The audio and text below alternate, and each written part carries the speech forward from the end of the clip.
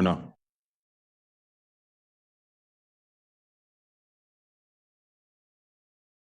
November 21st, 2023, meeting of Chicago Teachers Pension Fund Board of Trustees. For the record, I am President Jeffrey Blackwell, and this meeting is being held in person at our office at 425 South Financial Plaza. A quorum for this meeting is 7 members in person. CTPF has provided a remote access option for those who wish to attend virtually, and access instructions have been posted on our website. Please note the following. Trustees who wish to speak, please raise your hand and I will call on you in order. I've asked Vice President Bryce Ford to help me track the speakers. All participants, please wait to be recognized by the chair before speaking. I will ask for a motion and a second on an agenda item before any discussion on the merits. Please limit discussion from each trustee to 3 minutes unless the body consents to additional time. I'm going to request that a trustee not raise a hand to speak more than 2 times on any matter except to raise a point previously not raised or to answer a question. Please make sure debate is germane to the motion pending.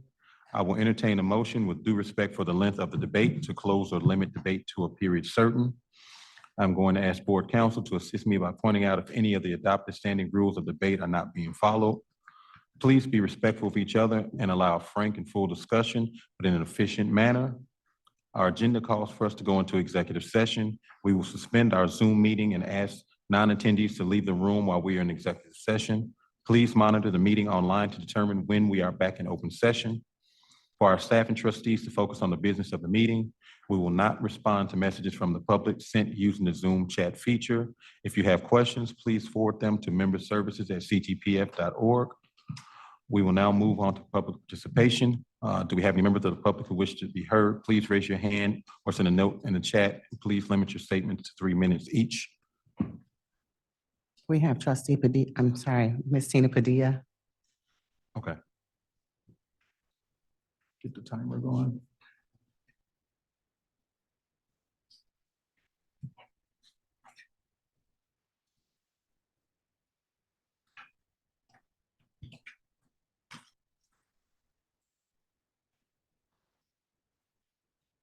Morning, Tina.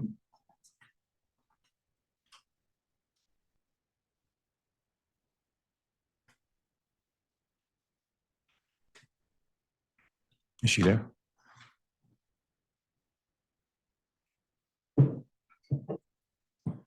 No. Anybody? You see her? She's not on.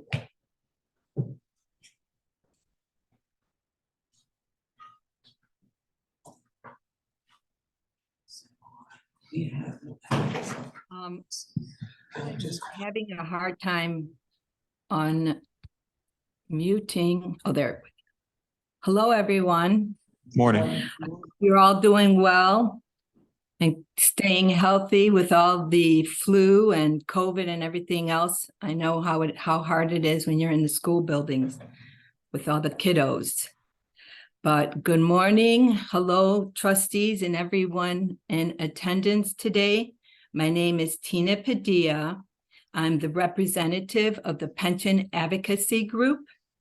I'm here to share some of our thoughts, starting with the slow dismantling of the governance body of this fund is evident, and it's no one's fault but ours.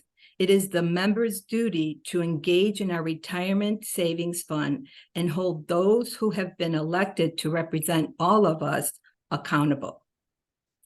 Usually, the first order of business for tyrants is to remove, imprison, or censor anyone who opposes their point of view. Therefore, with the health and wealth of this fund in our forefront, we, the members who are involved and who are strong in number, will challenge our leaders when they veer away from ethical behavior. Remember, unchecked power is inherently corrupting. We're asking that you restore the communications committee, elevate transparency and engagement for all of the membership. This will ensure an informed public and provide checks against corruption by everyone, by holding everyone accountable. I leave you, I'm wearing the ambassador program, and I sent a letter to all of you, all of the trustees, about our history when our communications committee was vibrant. And check the email and you'll get all the stats. I don't want to take up any more of my time with that. Last, I want to leave you with this question. Where do you see the trajectory of our fund? Thank you very much for your time. Happy Friday Eve. Have a lovely weekend. Bye-bye. Thank you, Tina. Lydia, do we have any more speakers? No, okay. They'll take us to roll call. We have, what do we have, 10 trustees here? Okay. 10 trustees. We don't have anyone participating remotely. Okay, so we'll go on to roll call. Trustee Blackwell, Present. trustee Nelson, Present. trustee Ochoa, Present. trustee Price Ward, Present. trustee Riley, Present. trustee Rodriguez, Present. trustee Trablos, Present. trustee Benson, Present. trustee Washington, trustee Weiss, Present, thank you. trustee Woods. Present. Thank you. Okay, we don't have anyone participating remotely, so we'll move on. Okay. Today we have 2 distinguished service awards to present this morning. At this time, I would like to recognize our former trustees, the Honorable Miguel DeValier and Dr. Miguel A. Lewis, for their service to CTPF. Miguel DeValier was appointed president of Chicago Board of Education by Mayor Lori Lightfoot and began serving in June 2019. He is a retired elected official and was the first Latino senator elected to the Illinois State Senate, serving in this capacity for 20 years. After serving in the Illinois General Assembly, Trustee DeValier was appointed and then elected as the clerk of the city of Chicago. He has also served on various committees, boards, and commissions, including the Illinois Student Assistance Commission, Advanced Illinois, Illinois Federation for Community Schools, and the Illinois Pathways Advisory Council. Trustee DeValier is a graduate of Chicago Public Schools and holds an MA in Guidance and Counseling from Northeastern Illinois University. At this time, I'll read the inscription on his award. Distinguished Service Award presented to Miguel DeValier in recognition of his outstanding service and dedication as trustee of the Public School Teachers Pension and Retirement Fund of Chicago, 2019 to 2023. On behalf of our board, I thank Trustee DeValier for his service to our fund and its members. We now recognize Dr. Miguel A. Lewis. Trustee Lewis is a lifelong resident of Chicago and has been committed to serving a population of children that are often overlooked. He is currently the acting director, chief probation officer for the Cook County Juvenile Probation and Court Services Department and serves on the Supreme Court Committee on Juvenile Courts. Trustee Lewis has 15 years of experience in forensic and organizational psychology in the public safety sector of local government. Trustee Lewis received his BA in psychology from Southern Illinois University and graduated from the Illinois School of Professional Psychology, where he received a doctorate in clinical psychology and an MA in counseling psychology. At this time, I read the inscription from his award. Distinguished Service Award presented to Miguel A. Lewis in recognition of his outstanding service and dedication as trustee of Chicago Teachers Pension Fund and Retirement Fund of Chicago, 2023. On behalf of our board, thank you, Dr. Lewis, for your service to our fund and its members. You wanna?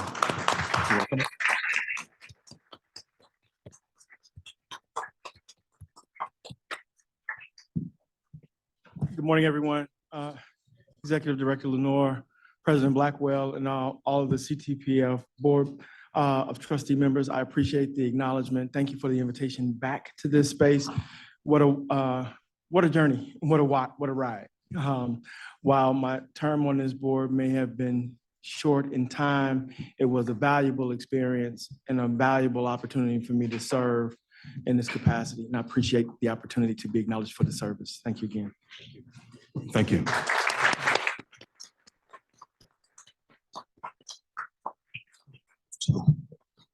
Let's take a picture of you. Okay.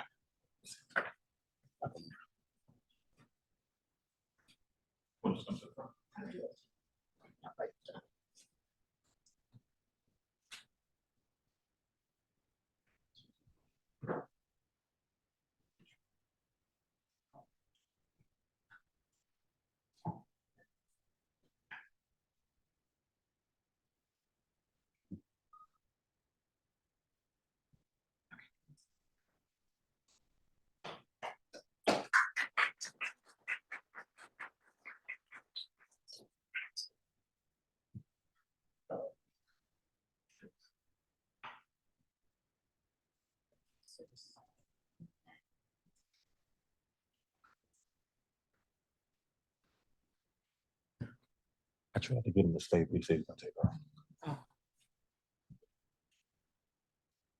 Just stay, just not go.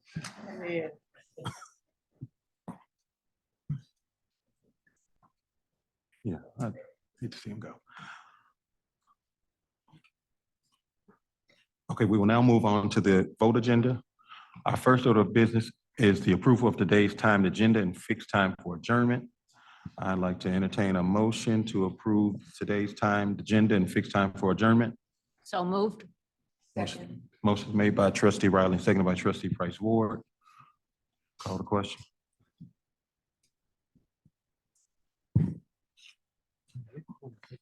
Trustee Blackwell? I'm sorry, my hand was up. Oh, my hand was up, for the discussion after the motion is moved, et cetera.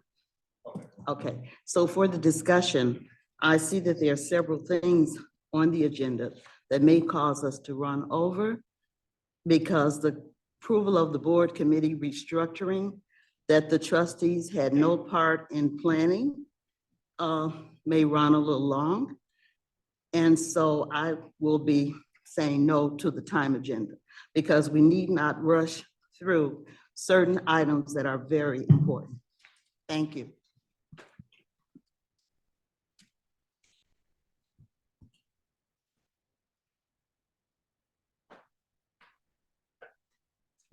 Trustee Blackwell? Yes. Trustee Nelson? No. Trustee Ochoa? Yes. Trustee Price Ward? Yes. Trustee Riley? Yes. Trustee Rodriguez? No. Trustee Trablos? Yes. Trustee Benson? Yes. Trustee Weiss?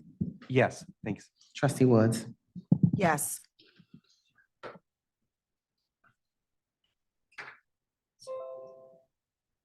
That's Thank 8 ayes and 2 nays. Wait a minute, I think 1, 2, 3, 4. You need to put him. Danielle, Quinn has arrived. Did you get Quinn? Okay. Should I get his vote for the timed agenda? Yes. Trustee Washington. Yes. So that is 9 ayes and 2 nays. Okay, thank you. Thank you. Takes us on to approval of the minutes of the regular board meeting on August 17th, 2023. I'd like to entertain a motion for approval of the minutes of the regular board meeting on August 17th, 2023. So moved. Second. What you, I had a question. okay, motion was made by trustee Riley, seconded by trustee Price Ward. Yes, Marie. Yes, on the minutes during new business, I made a statement and I want to know what the difference is or if the recording secretary had approved this. There are other people who gave a statement and there's a quote and it was verbatim in quotes. And my statement, and I specifically said I wanted it to be quoted, was not quoted. It was summarized into 2 sentences. I don't-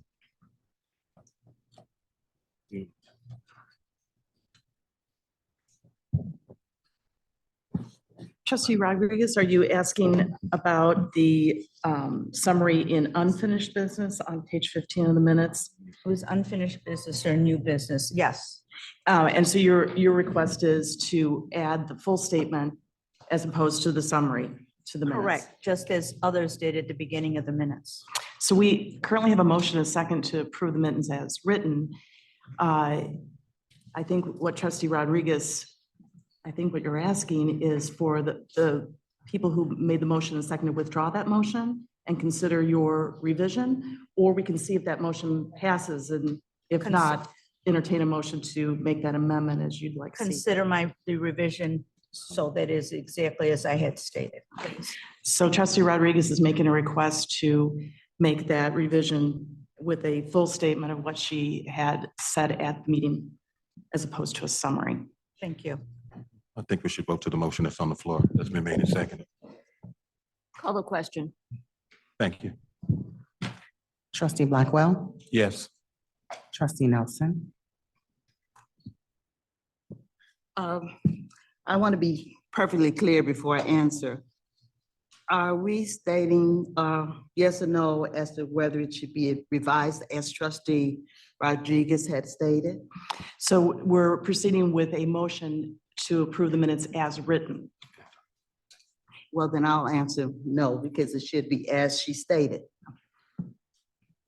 thank you. Trustee Ochoa, Yes. trustee Price Ward, Yes. trustee Riley, Yes. trustee Rodriguez, No. trustee Travlos, Yes. trustee Benson, Yes. trustee Washington, Yes. trustee Weiss, Yes. trustee Woods. Yes. That's 9 ayes, 2 nays. Carolyn, let me ask, Carolyn, so we, for purposes of this particular vote, we have just been providing a summary of what's been said and not everything full and verbatim. That's correct. So the motion was made to approve the minutes as presented. What trustee Rodriguez had asked is if they could be amended to include her full statement. The opportunity was there if someone wanted to withdraw their motion and their second to present a new motion that would include her full statement. Okay, but procedurally, we have just been providing summaries of what's been said and not, Typically, that's how we prepare our minutes. okay. I was just asking so people will be clear. Thank you.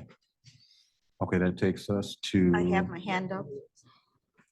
I just need clarification when it is determined that certain trustees or the executive director or anyone else can be quoted. They ask for something, they read, and it is verbatim exactly what they said. I would very carefully during lunchtime wrote my statement. And so who determines who gets their full statement and who does not? I am an elected trustee of the board. Yeah, and I think trustee Rodriguez, you're correct. I think I do also recall that you had requested that your full statement, be provided in the minutes. When the drafts came out, what I would recommend to you is when the drafts come out to reach out to staff and ask for that amendment to be included so the board members are prepared to entertain a Yes, and when, amendment. and when staff prepares the minutes, they listen to the tape to write everything. So someone decided or was directed to do a summary. And in the past, there is a pattern, and I will forward that to the attorneys because I do have a right to have a full statement as an elected trustee. Thank you. That takes us to C, approval of board committee restructuring. I'd like to entertain a motion for approval of the board committee restructuring. So moved. Second. Mary Sharon moved. Okay, motion made by trustee Riley and seconded by trustee Weiss.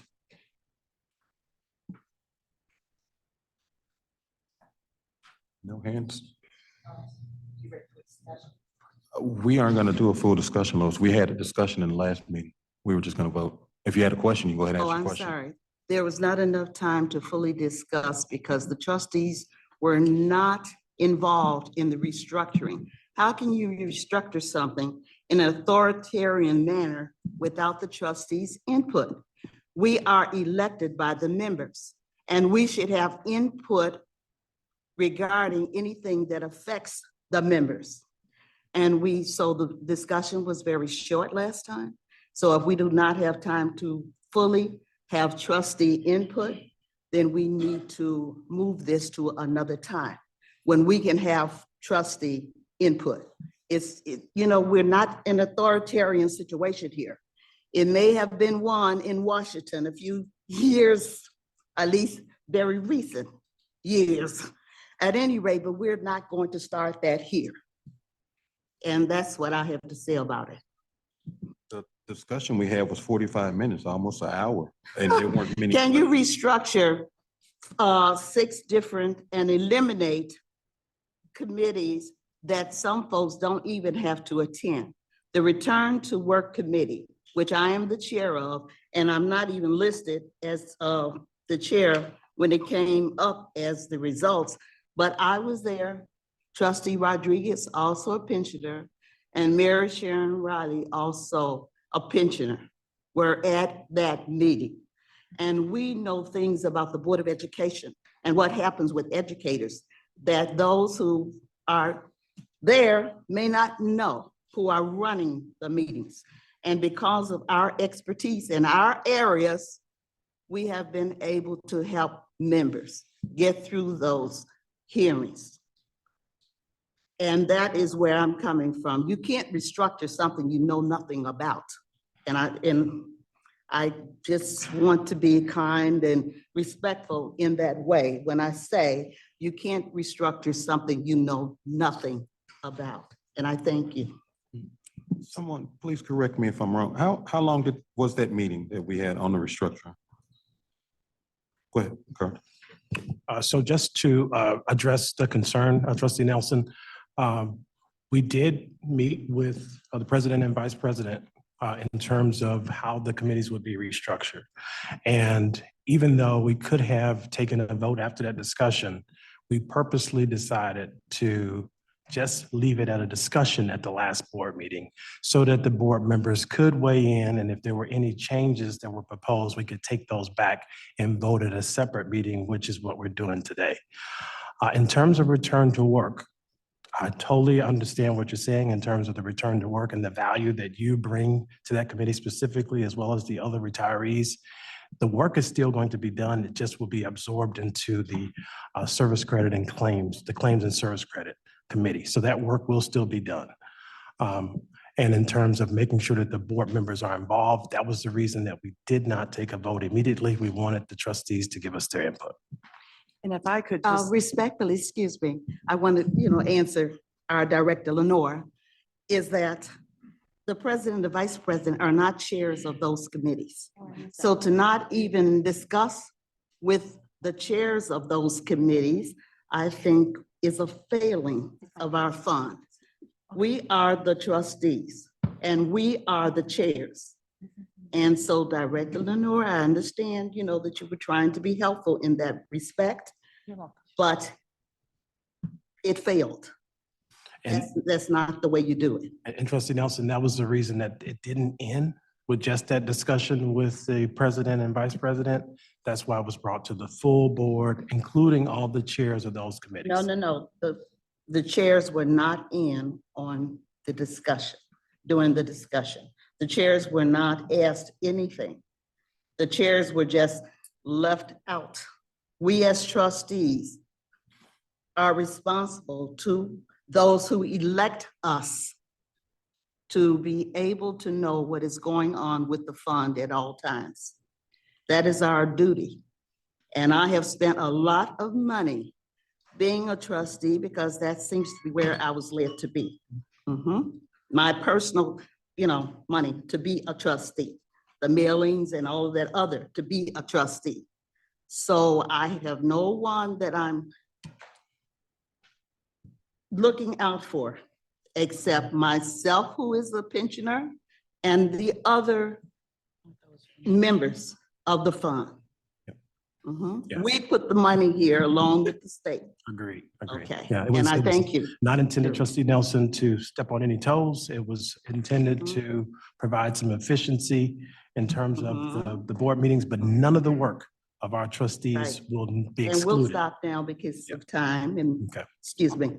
Carolyn. That's fine. And trustee Nelson, I appreciate all your observations and I want to reassure you that the impetus of this recommendation really came from Joe Miller and I, where we saw where we could make committees more efficient, get more involvement at the committee level, and put the work in meaningful ways into those committees. So the work's just as Carlton noted, isn't getting lost, it's getting shifted into another committee format.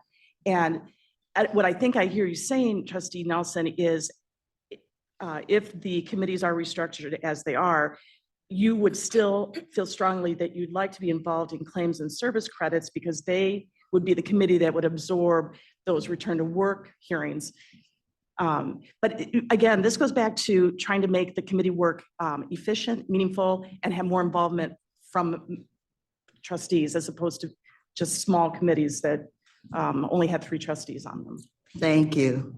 With nothing from the I had chairs my to hand say. up first, Victor. Thank you. I had my hand. Victor. It's all right. It's just- I'm sorry, President, what did you, I said I ahead, had my hand up first. And you said, I can't hear you. I called on Victor.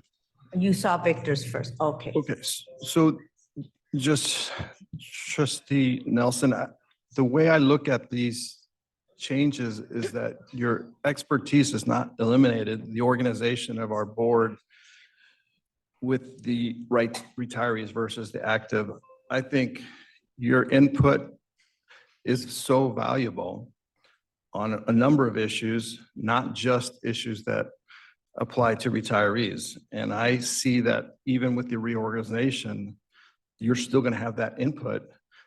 You're still going to get a chance to speak up, lend your experience to us, inform us. I don't think that the reorganization is eliminating input from the retired members. I see it as continuing and becoming a little more efficient. Almost always going to have a quorum now. And I think it's just a move in the right direction so that work doesn't get bogged down.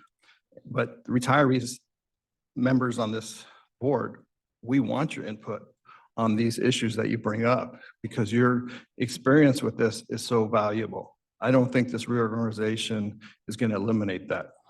Thank you, Victor. Maria. Yeah, and I did notice that, thank you to the attorney, because originally this board action request during the committee or the last board meeting we had, it did say it came from the attorney. So that was changed. I don't know if anybody else changed it. And then just briefly, number 2, the issue is not so much that everybody will have the input. And we all know, and I've asked this before, the issue with the 22 days is because within a 22 days off of school, in addition to sick days, PB days at the schools, it was originally decided, and the schedule was at least was restructured at least 3 times to allow trustees to be able, inclusive in their 22-day period off of school, to go to conferences. But I understand exactly what trustee Nelson's saying. It's not so much Victor saying she's not going to have input. We're not going to be involved.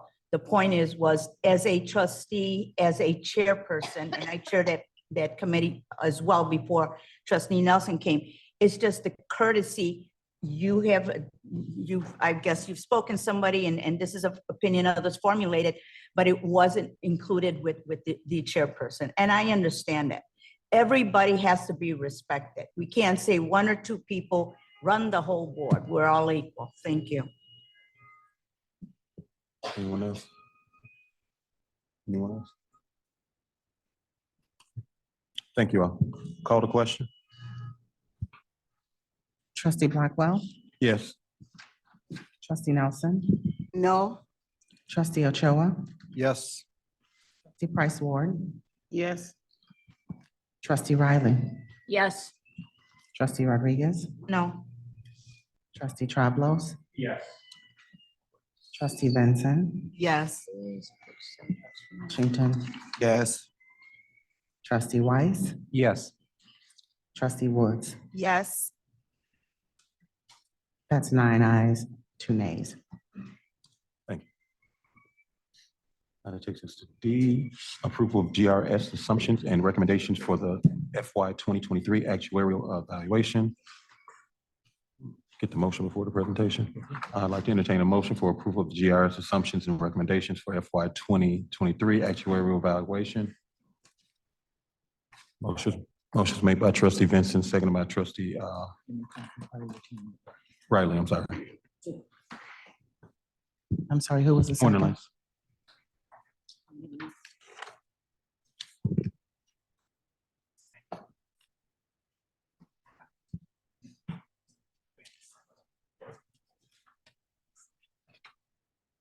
Good morning. Yes. Good morning. Good morning. Now that mic's on, good morning. I'm Lance Weiss. I'm the actuary with Gabriel Roeder Smith and Company, the retained actuaries for the fund. I'm joined today by two of my colleagues, Kristen Brundrix and Alex Rivera. Alex is in the back. We're very pleased to present our report today on the results of the 2023 actuarial experience study for the Chicago Teachers Pension Fund. The purpose of this study is basically to determine the continued appropriateness of the actuarial assumptions that we use and employ in the annual actuarial valuation of the fund.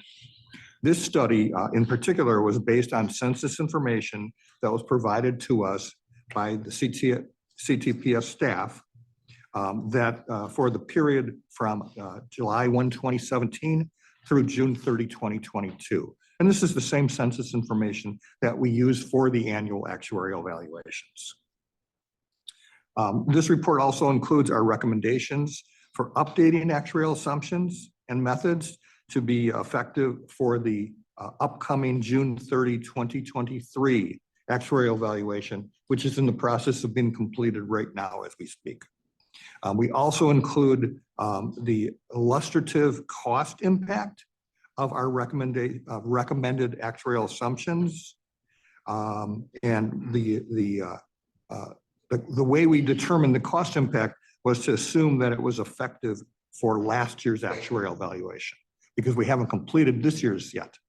So we took we assumed that the actuarial assumptions that were recommended, if they had been in effect for last year's valuation as of June 30, 2022. And that's how we determined the cost impact. I'm just going to go through a couple brief comments here, and then I'm going to turn it over to Kristen to walk us through the recommended changes. The report that you have, it's pretty extensive. We go through minutia and lots of details so that all of our analysis is there for you. All the conclusions, all of the results, all of the reasoning why we made those changes is there, but it would take a lot longer than 20 minutes. So we prepared a 3-page summary, very easy summary to review. Does everybody have a copy of that? If not, we have extra copies. All right, hearing none, great, we'll go through. Okay, so as I said, this is a review of the actuarial assumptions, and that includes what we call economic assumptions, which are, you know, the inflation rate, investment return assumption, general wage increases, all of the economic type financial assumptions that we make. We also looked at what we call the demographic assumptions. So these are kind of the people assumptions, rates of salary increases, rates of mortality, rates of retirement, disability rates, withdrawal rates, all of those types of people assumptions. And then we also looked at the assumptions that are included in our what we call the OPEB actuarial valuation, which is the other post-employment benefits report, and that's a study of the retiree healthcare. Excuse me. Oh my gosh, stumbled there. Retiree healthcare assumption study. So that's what we're going to review today. As I said, Kristen's going to go through that real briefly. The only other comment I wanted to make was that, so the last review we did prior to this one was prepared for the 5-year period from July 1, 2012 through June 30, 2017. And then this year's report takes us from 2018 through 2022. So, and what we typically do for you is we supplement the report, this study, this 5-year studies, by completing limited annual reviews. If you recall, we typically would be here with our limited annual review, whereby we're just looking at the economic assumptions. But this is the full-blown review of both the economic and all demographic assumptions. So it's our typical 5-year period.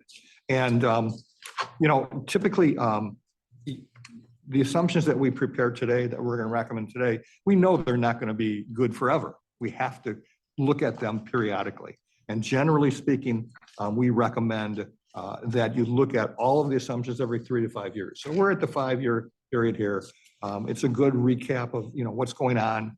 And, you know, before I turn it over to Kristen, just, you know, actually in summary, the changes we're recommending aren't that significant, to be honest with you. We're recommending retaining a number of the different assumptions that we're currently using and making some, you know, minor changes, minor edits to some of the others. So, and as a result of making only minor recommended changes, the cost impact isn't that much either.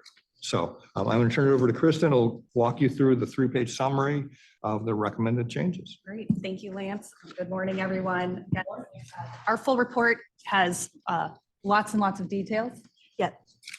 Executive Director Lenore, anyone, what on the hard copy, what pages, what's on the screen?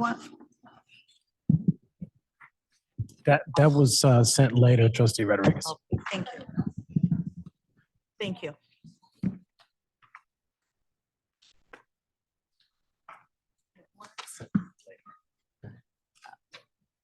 Anyone else needs them? Yep. All right. All right. Was it in the packet? Executive Director Lenore, was this in the packet? I'm glad I asked. Was this in the packet? Oh, okay.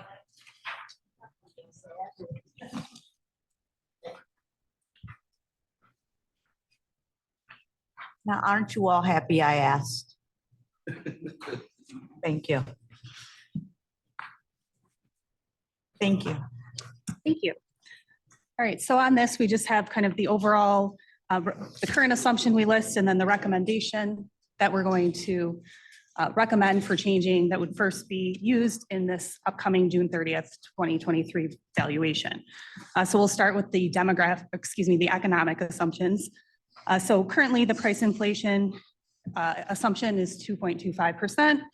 We recommend maintaining that assumption for the upcoming valuation, as well as the investment return assumption of 6.5%. And then also with that would be an underlying payroll growth or wage inflation assumption. We recommend maintaining that at 2.75%. So over the 5-year experience study period, we did see that actual salary increases were higher than what our assumptions were. So we're recommending that we increase the salary assumption. That is an age-based schedule. So we assume that kind of some of the younger members get higher increases because they're likely earlier in their career and then over time. So again, we're just adjusting that slightly based on experience that we've seen. So now we'll focus more on the other demographic assumptions. So we'll start with mortality. So currently they're using the RP 2014 mortality tables. Our recommendation is to move to the public sector mortality assumptions or tables. These are based on a Society of Actuaries study that was exclusively based on public sector pension plan experience, where you're recommending modifying those rates slightly with some little adjustments based on the experience of the Chicago Teachers Pension Plan. We recommend maintaining the assumption of future mortality improvements. However, we do recommend updating that to the most recent projection scale, which is MP 2021. You may be asking, seems a little bit outdated. That is because of COVID. There were not, new tables had not been released, so that is the most up-to-date projection scale. Next on the list, we have retirement rates. At this point, there have not been too many Tier 2 retirees, if any. So most of our analysis was focused on the Tier 1 members.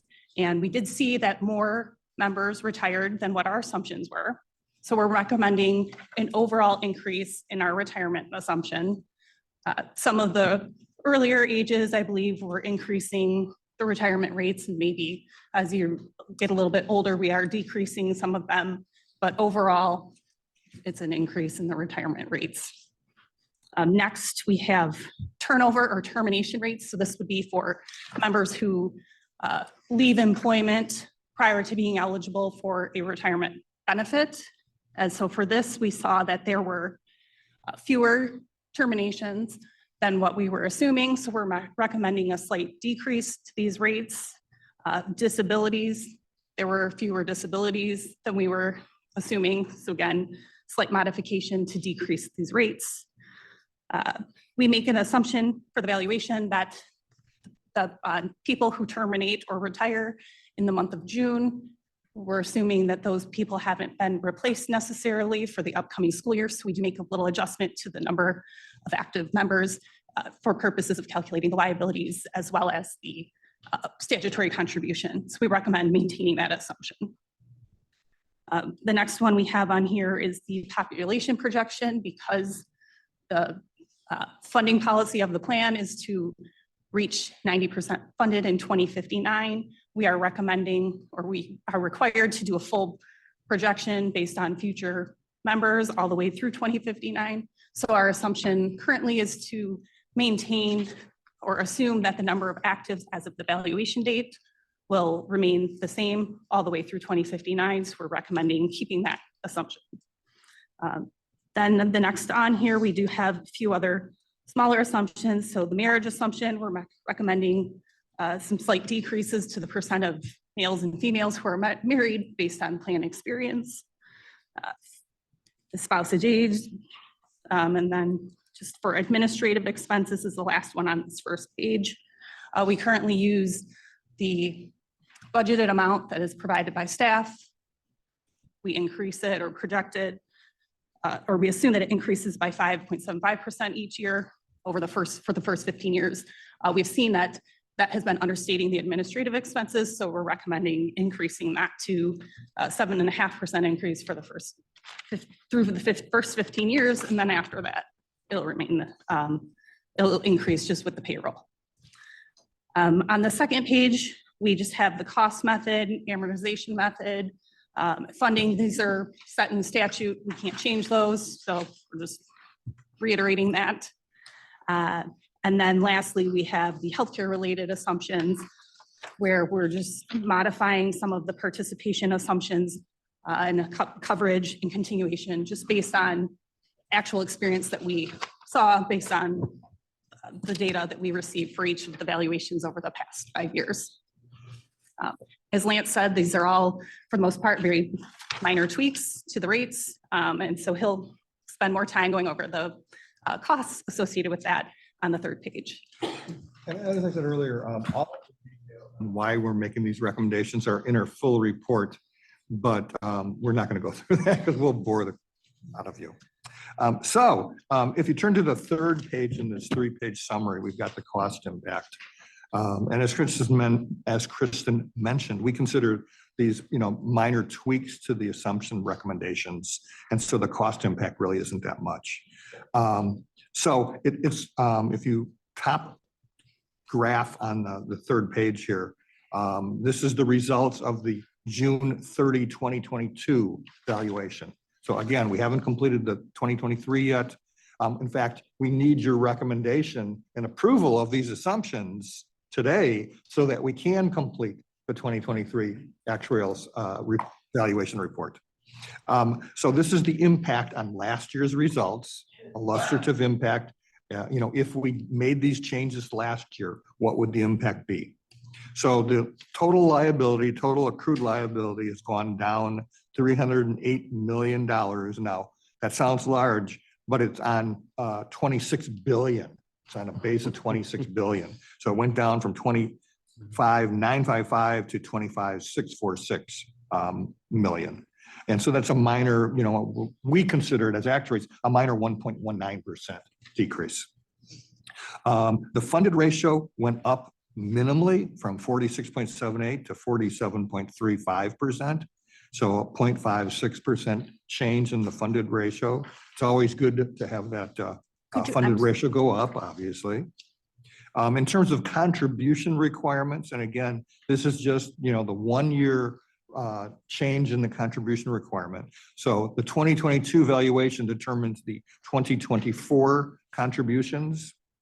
And so the required Board of Ed, the basic required Board of Ed contribution goes down $47 million on a base of $684 million. So the required Board of Ed contribution goes down 6.88%. On the other hand, the state's contribution, they pay the normal cost contribution. The normal cost being the cost of benefits being accrued during the year. That goes up, their contribution goes up 25 million on a base of 308 million. So their contribution goes up 8.24%. And then you've got these additional contributions, which are a set percentage of pay. And you can see the change there. They don't go up, they don't change too much, 74,000 and 70,000. So in total, the total required contribution goes down from 1,022 million to 1,001 million. So that's a $21.5 million decrease. So the total contribution goes down 2.1%. The biggest decrease is on the Board of Ed's contribution, which goes down 47 million versus the state's normal cost contribution going up 25 million. So that again is the 1 year impact for the, that would be, if this had happened, if we had made these changes last year's valuation, this is the impact on contributions. In terms of the total contribution, and again, this is just 1 year. So, to put it in perspective, over the total projection period from 2023 through 2059, the total contribution goes up 118 million, but that's on a base of $54 billion. So all in all, it's going up pretty minimally. The Board of Ed's contribution, those goes down versus the state's contribution, which goes up. So the state is picking up more of the cost of the total program as compared to the Board of Ed. So that's kind of a summary of where we're at. As I said, we will need your approval of these assumptions today, hopefully, so that we can complete the 2023 actuarial evaluation. And we're happy to answer any and all questions. Yes. Of the recommendations that you're making, which one would be having the most impact in terms of decreasing the contribution requirement because of the change of the assumption? I think there's a few that are offsetting. I don't know that we specifically isolated one particular one as being the main driver of it. So like for mortality, did that cause an increase in the recommended contribution? Yeah, again, we didn't isolate any of these, so we ran them all together. Okay. Versus running each one. And I think, all in all, as Kristen said, they're kind of offsetting some of the changes, are minor tweaks to the decrements, the mortality withdrawal salary scale. So yeah, it's kind of hard to, isolate the impact from one to the other, but all in all, it's a pretty minor, as we consider a pretty minor cost impact change. I think because the termination rates decreased, I do think that there is a little bit more that did cause, again, this is not the driving factor here, but it did cause the normal cost to increase. And again, because the normal cost increases, that's paid by the state, the Board of Ed's contribution is offset and that decreases. So that is part of it, but just yes, the combined effect on the normal cost was probably one of the larger drivers offsetting the Board of Ed's piece. Yeah, it's kind of all over. I mean, it's the turnover rates, it's the salary increase, it's the mortality table change. It's really the combined effect of all of those. Maria? Thank you. I want everybody to look at page 1. It's real important when on the left-hand side where it states tier 1 and tier 2. When we're saying, look at that second column in the middle where it says age-based rates with 100% retirement assumed at age 75. My biggest concern, and I know I brought it up before, and it's a friendly statement, you know, so you could help me better understand. But if we get that 100% retirement, people working at age 75, but as we see teachers leaving, we had a rule before it was understood that if teachers, when they came to CPS, if they stayed at least 5 years, they were in for the whole fall, for the whole haul. Nowadays, they don't. What happens if we don't have that 100%? That's number one. And down at the bottom where it says administrative expenses, where it states it is assumed or administrative expenses assumed to increase by 5.75%. For the next 14 years. I'd like to make it clear because when either I vote this up or I vote it down, am I accepting that to saying this is what is expected, the expectation? And is everyone here going to say, or staff going to say, well, the expectation was 5.75 and we can't go any lower. That's just like you said, your recommendation, but I don't want it set in stone. This is what it's going to be. Because again, if we're not getting those contributions, it is concern. And the second page where it states payroll such that funded ratio is 90% in 2059. Before we had it was less years and now it keeps on going up. And that's a concern for the tier 2 people. Executive Director Lenore, do we have tier 2 employees here? And approximately how many? Right now, the breakdown is total membership. 14,000 are tier 2 and about 17,000 are tier 1. We expect by 2025 or 2026 that tier 2 will outnumber tier 1. In terms of staff here at CTPF, yes, we do have a mixture both of tier 1 and tier 2. How many, approximately how many tier 2 do we have? Ballpark figure. No, I'm not going to hold Do you you. know, LaToya? No, I don't know off the top. Yeah. If we can get that information. Yeah. So again, and it just clarifies, so it's a recommendation and I don't want to be held as a trustee. Well, the report said it should be 5.75 and, you know. No, and let me just clarify. So, Could you speak a little bit louder? There's oh, an I'm echo. sorry, yes. I'm sorry. So I just want to clarify. So these are the actuarial assumptions that were employed. They're just actuarial assumptions. They're based on the experience of the, the fund and the participants in the fund that was provided to us, over the last 5 years. And so these are, we interpolate that, we take a look and analyze all that experience and we make projections of what that might be going forward with input from, the staff. And these are just assumptions. It's not reality. We know those assumptions are not going to be realized exactly.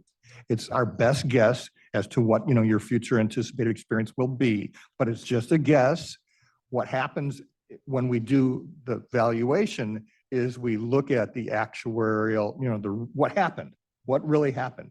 Did people quit in accordance with our assumption? Probably not. We hope to be close, and that's our best guess, but we know it's not going to be exact. And so the difference between, our assumptions and the actual experience is a gain or loss. And that gain or loss is reflected in the actuarial valuation that we do each and every year. So the assumptions are just assumptions. It's not reality. Not in stone. We know it's going to be different.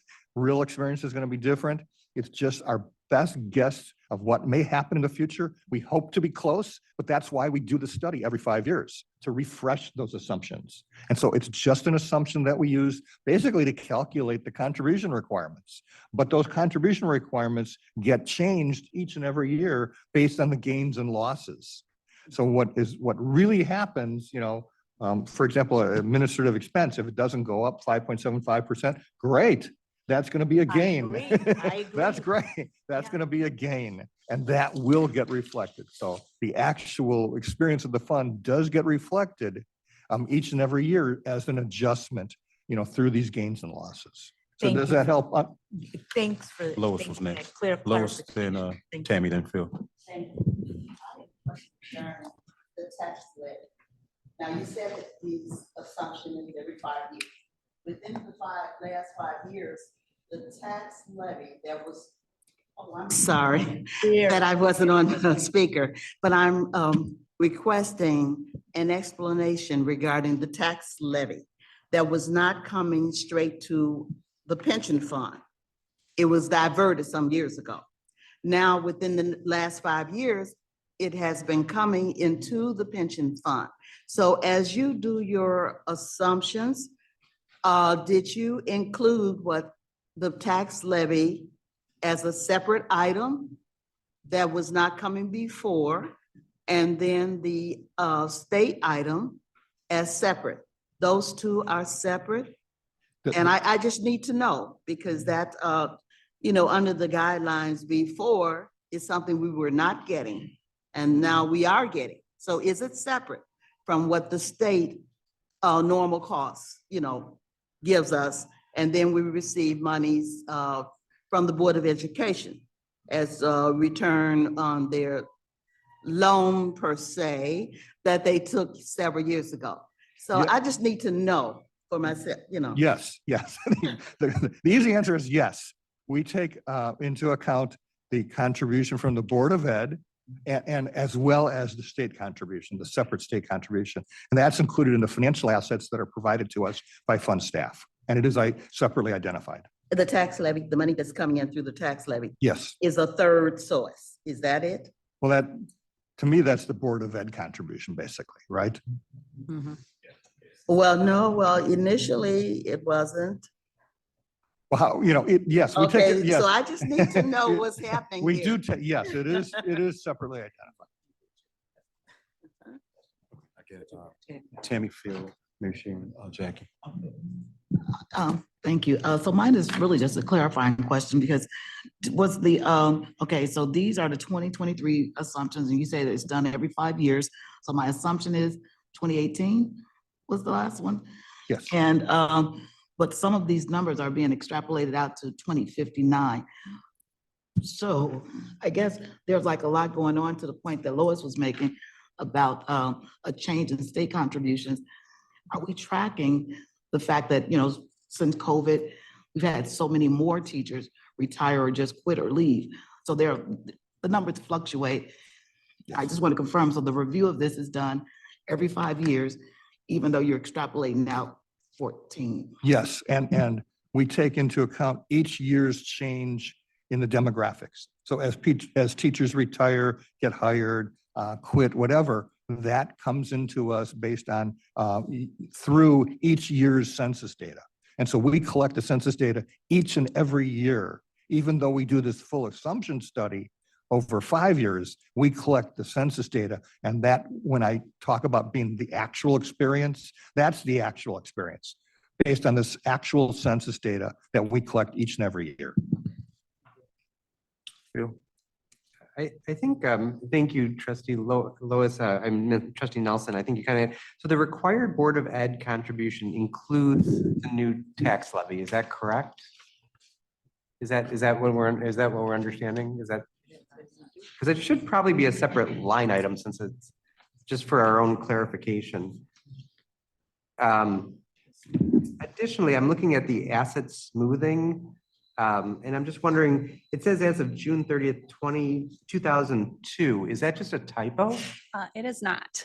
So earlier this year, we did an analysis, I believe it was back in February, perhaps, or March, that we presented this to the board, and it was a hypothetical funding policy analysis where we looked at if the funding policy did not change to the 90% in 2059, I believe it was if it had maintained the course of the target was 90% in 2045. So when we were doing that, we had collected all of the historical reports dating back to 1999. And as part of that analysis, we noticed that there was a restatement of the market value of assets from the year, from June 30th, 2002. So basically the valuation at June 30th, 2002 had one market value of assets, and it had appeared that they were restated at the beginning of year number, or that as of June 30th, 2002 was restated in the 2003 valuation, but the actuary at that time never made the adjustment to the actuarial value of assets. So we felt that it should be incorporated, and we didn't want to just incorporate it immediately. So we are suggesting that you do the 4-year phase-in, similar to what you would do with other gains and losses, but we did feel that it should be recognized in the actuarial value of assets. It has been recognized in your market value of assets. That's not going to change anything. But again, for purposes of smoothing and what we use for determining the statutory contributions, we felt that we should include that into the actuarial value. Thank you. Thank you. Yep. I understand. It was a long-winded answer. So Sorry. are you, obviously, these are projections, you know, that we, Yes. but you feel confident based on your projections and where things are headed that we will be 90% funded by 2059. Is that correct? If you get the required contributions the each required and every year, yes. Okay.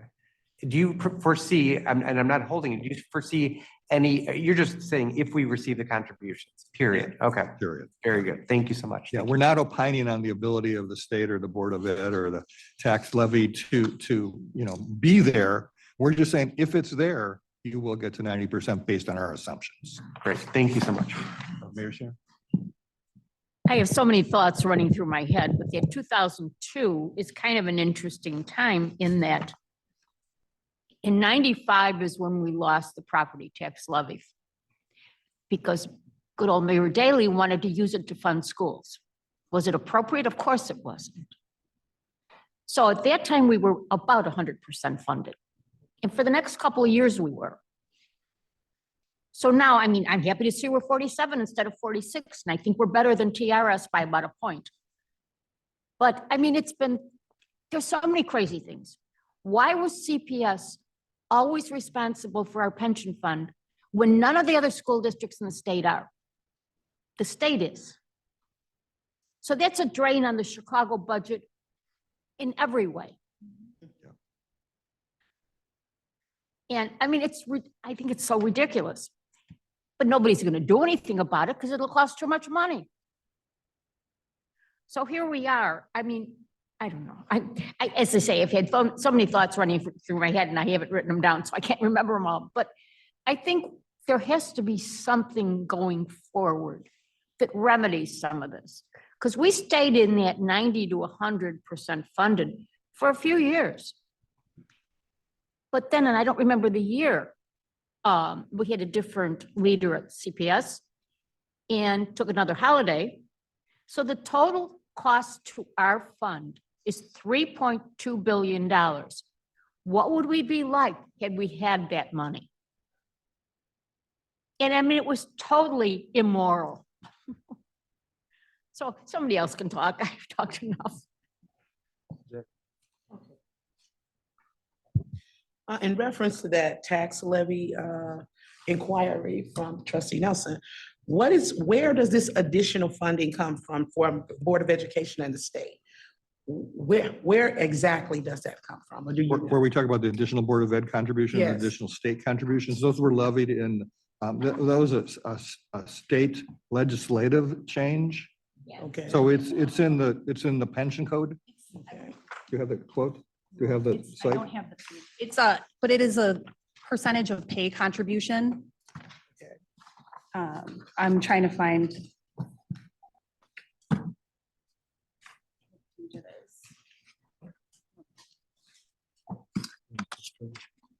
Well, I don't have the experience study report. And then my question is, why isn't the tax levy listed kind of separately? But I understand that it's part of the total contributions.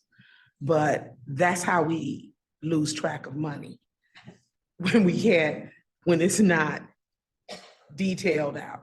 So. It's in what we call the required Board of Education Right. contribution. I heard you That's say it. that. I did hear you say that, Yeah. but my question is, why is it not very specific what we get in dollars in tax levy? We have it broken out based on the appropriations that are listed in the public acts or in the statutes. And I'm not sure if that is specifically detailed. I'm going to add, that is a reasonable ask because there should be a line item that dictates, and we should hear, it shouldn't be combined because then it can get lost, right? And I think, I agree with you. And so That's my point. I think there should be a specific line item because fought hard to get that tax levy. And so we should see, okay, this is what it is, and this We, is what we we're can work, receiving. the information in this report is based on the financial statements that are provided to us by the fund. And so we're happy to work with Elise to try to get more detail, on where those numbers come from. Okay. Thank you. Yep. So, trustees, in our financial statements, the tax levy is actually broken out separately as a line item in our financial statements. So I will work with GRS to get them those amounts. Thank you. Thank you. Thank you. Elise. Just real quick, so the additional funding that's listed there, additional contributions, what is the source of that and how, what the source, and is it a repeated contribution or? Yeah, is it's it- every year. It's annual. Okay, I well, believe it's annual until the fund gets to 90%. And then it goes away. so there's just to get us to parity, so they're trying to figure out a way to fix a mistake. So here's the sites. So pursuant to Public Act 910357, beginning on and after July 1, 1999, the Board of Education shall make additional contributions of 0.58% of the fund's total teacher payroll. And this was to offset the portion of the cost of benefit increases enacted under Public Act 90-0582. Except that no additional contributions are required if the board has certified in the previous fiscal year that the fund was at least 90% funded. So once you get to 90% funded, that additional goes away. And then pursuant to Public Act Public Act 100-0465, beginning with fiscal year 2018, the state shall contribute an amount to be determined by the fund. Is that the, yeah. In addition, the Board of Education's property tax levy, no, that's not it.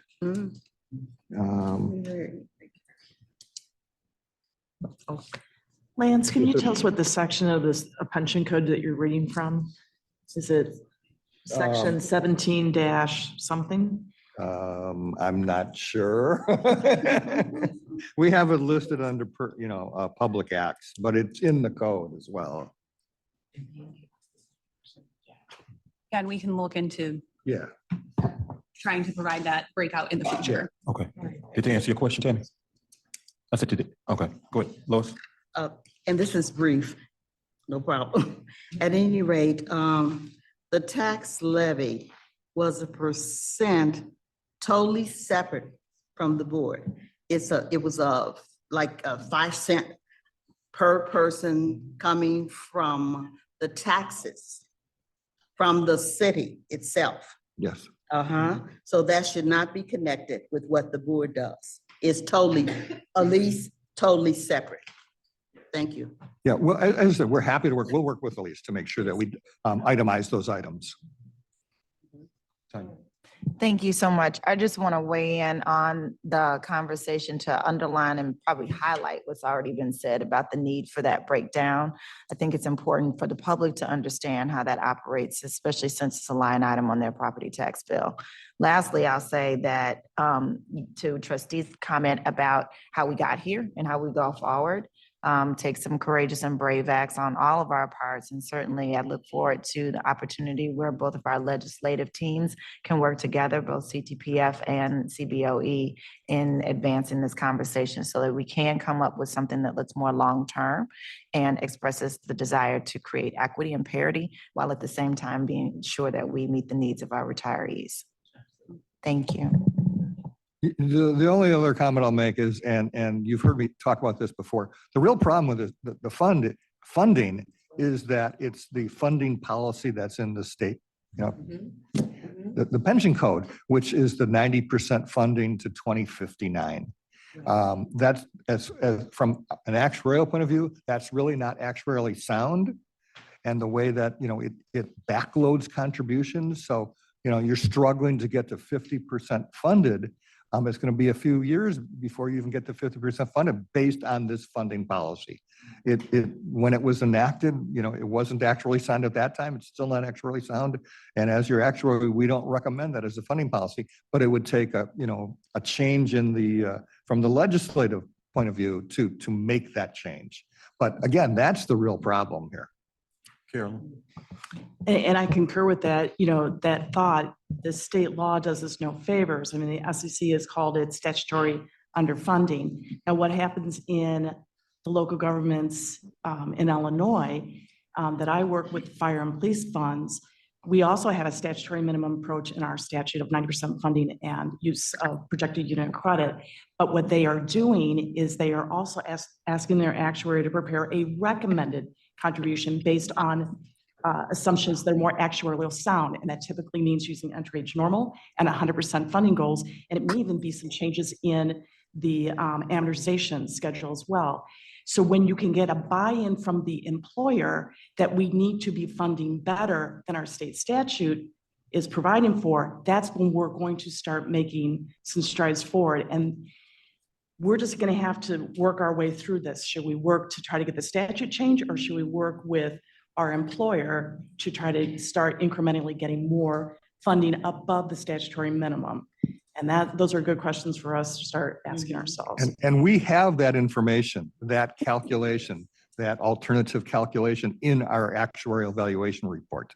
Yeah. We presented that before. We remember that. Yeah. That's what got us. Go ahead.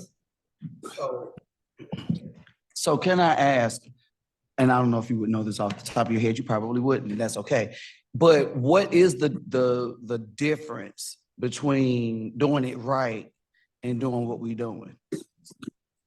Like what would be the financial difference? Because if my memory serves me correctly, it was like if the board and I guess the state kicked in more now, and I want to say maybe before it was like 15 years or something like that, we would level out a lot faster, which would be bring it down. Turn to the, we've got that information, third page of the handout. Okay. What we call at the second to bottom line there, the actuarially determined contribution. That would be our recommended contribution.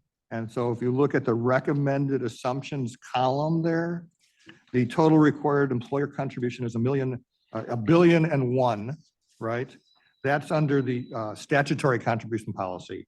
It should be $1.371 billion under what we call the actuarially determined contribution. So we're talking about a difference of what, 200 million? More like 300 million. Okay. Yeah. So, but then that would get us there by when?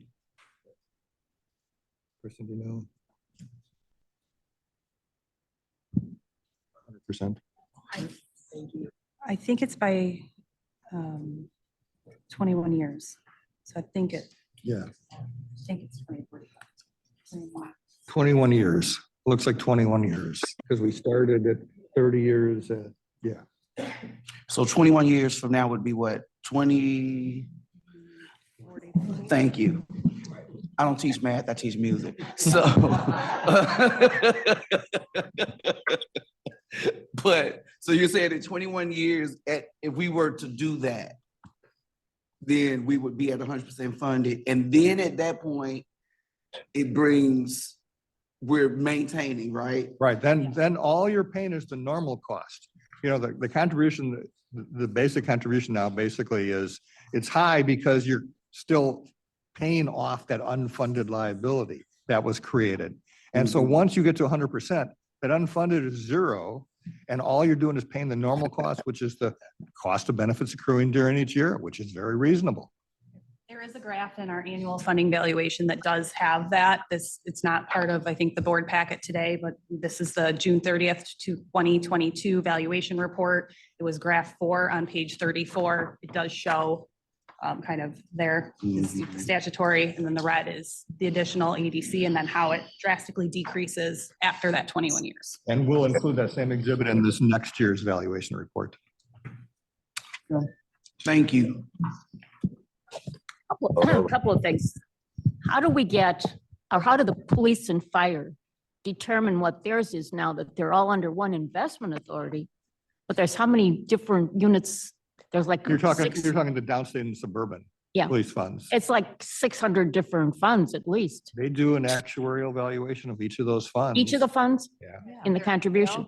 Their assets are pooled for investing purposes. Yeah. The other thing I think is interesting is IMRF has always been pretty well funded. Yes. But what does the statute say to those employers? How It's to- it's a different funding policy. Right, I know that, but I'm saying, how do they, How do they yeah, communicate that? there's the person. Well, I think I can tell you the answer to that. In the IMRF statute, if the employer, the village, the city, the Mhm. school district that might have employees in the IMRF system does not pay the required contribution that IMRF has told them they must pay, they can intercept their property taxes, they can intercept money that's being Wow. shared from the state. So they have an enforcement That's what we mechanism. need. Absolutely. And fire and police got a bit of that enforcement mechanism based on statutory minimum to go after state shared revenues. That also has helped the funding for the fire and police community. And another interesting thing is IMRF doesn't provide any health insurance. None at all. And yet they can do fine. I have a friend who's retired from the school district in Antioch. She went to a broker and got a decent plan. So it's out, they're out there.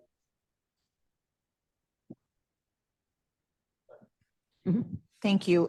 Can you summarize for us what the asks were from this conversation? It's directed at you for them, because I know there were a couple of things that we all wanted to see. So I know there were a couple of asks, the recommendations, breaking out the levy. I just want to make sure I'm keeping track. And when will we get those answers? Yeah, I think that's the primary ask, is that we see, in addition to the Board of Education required contribution, that we see what's coming from CPS versus what's coming from the tax levy.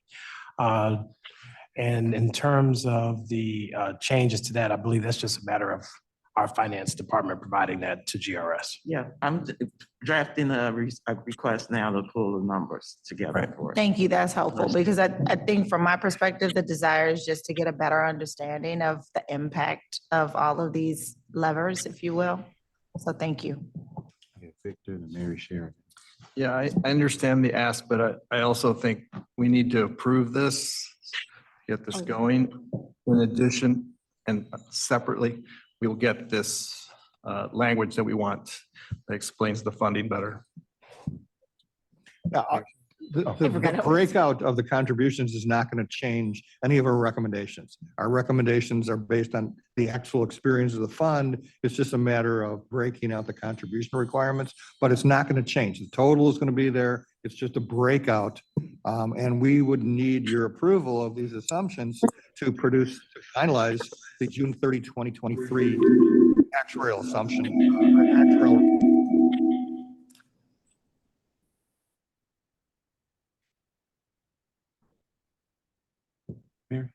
No, I forgot what I was gonna say. Go ahead. Thank you, Victor. No other questions? Thank you all. Do you see any common denominator? And I do. I think to me, it's obvious that, 5 city funds are all underfunded. The common denominator is the funding policy that's set in the state statute and the pension code. They're not actually sound. That's the common denominator. Do you ever get any, do you represent any of the other funds and We do some of the other city funds. do yes. they ever ask you for your recommendations or how to get on target? Yes, and we give it to them. And is Whether they ask or not, we give it to them. So is there a general statement that you make to them? it's the same statement that we give to you, which is that, the funding policy set in the state statute is not actually sound. We tell them this every year. We tell you this every year. So they need to And- be changed. And we recommend that, the funds lobby the state statute, the state legislators to, and I know you're working with the state legislators now to try to get that fixed. Thank you. Thank you. You can call the question. Yeah, that's what I was gonna do. Trustee Blackwell, Yes. Trustee Nelson, Yes, and will it be amended? Thank you. Yes. Trustee Ochoa, Yes. Trustee Price Ward, Yes. Trustee Riley, Yes. Trustee Rodriguez, Yes. Trustee Travlos, Yes. Trustee Benson, Yes. Trustee Washington, Yes. Trustee Weiss, Yes. And trustee Woods. Yes. Unanimous. Thank you. Thank you. Thank you all. Thank you.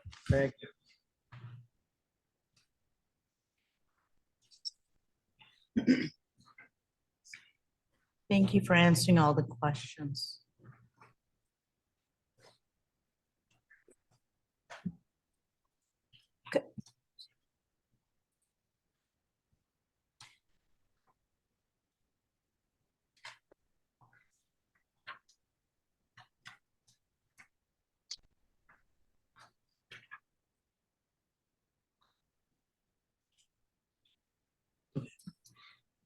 Oh, sorry. Okay, that takes us to approval of amendments to disability policy. I'd like to entertain a motion for approval of the amendments to the disability policy. So moved. Motion made by trustee Riley. Is there a second? Second. I don't know who was first. Bill. Seconded by trustee Weiss. Morning, Dan. I believe it was in the most recent board meeting that the issue was raised regarding the time it takes for disability applications to be processed and how that's prejudicing the members who are applying for disability pensions. And it was suggested that we pursue changes in the legislature and the legislation in that regard. However, the legal team took a look at that, and the legislation, the pension code does not require board approval of pension applications. But our own administrative approval, our own policy currently requires board approval of pension disability applications. And so the proposal here is that we revise our own policy so that disability applications do not require board approval. They're processed by staff under very rigorous rules and requirements. In the event a disability application is denied, then that can be appealable to the board. So that's essentially what this motion is asking for. Okay. No hands. Thank you, Dan. Call the question. I had my hand up. Wait a minute. Mr. Otal, to me, this is kind of a rerun what we've had with the return to work, because a little bit at a time, we kind of chipped away from that whole committee, which had been in place for a number of years. And what I see is that they say if staff approves it. With the return to work, when the policy was changed, what was said to the members, you must produce X, Y, Z, or else in so many words, you don't have a chance, but you can appeal it. But it's very different when, trustees are involved, that they make this decision. We know the members, we know what's going on. And it's like the teacher has a problem, there's something, what's wrong? Oh, something going on in the schools. You don't, you call, if you can't work something out with your administrator, then you go to the union. You try to figure it out. How will it be determined who is that team that's going to approve these disabilities? That's my concern, that whole process. Well, it's the same team. I can't hear you, I'm sorry. Yeah, it's the same team that's doing it now, that goes through a very rigorous process of reviewing the statements from the two physicians that are required to provide a statement and other information. And the only thing that the board does after that policy is gone through is just looking at the application and looking at the agenda, which says approve these disability applications. There's really not any analysis that goes on by the board because they don't have the opportunity to do that. They don't have the time and chance to go through the rigorous process that our staff goes through. So that's, and we're just responding to the request by the board that there be an expedited process instead of having these applicants who are going through sometimes already weeks and months of a process to then wait for another month or more to have their applications approved. Well, because the schedule structure, everything on committees has been changed, and sometimes people are out of town and they're not here to vote.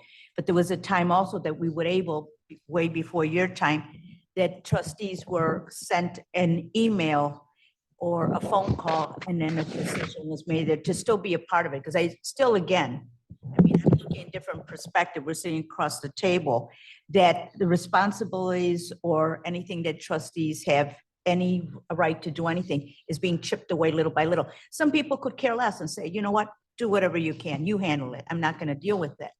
But some of us are different. Trustee Nelson, what can I say? But so are we going to get any feedback to know, say, how many disability applications were submitted, how many approved, how many were not approved, how many, eventually, I guess we'll hear something if there's an appeal process.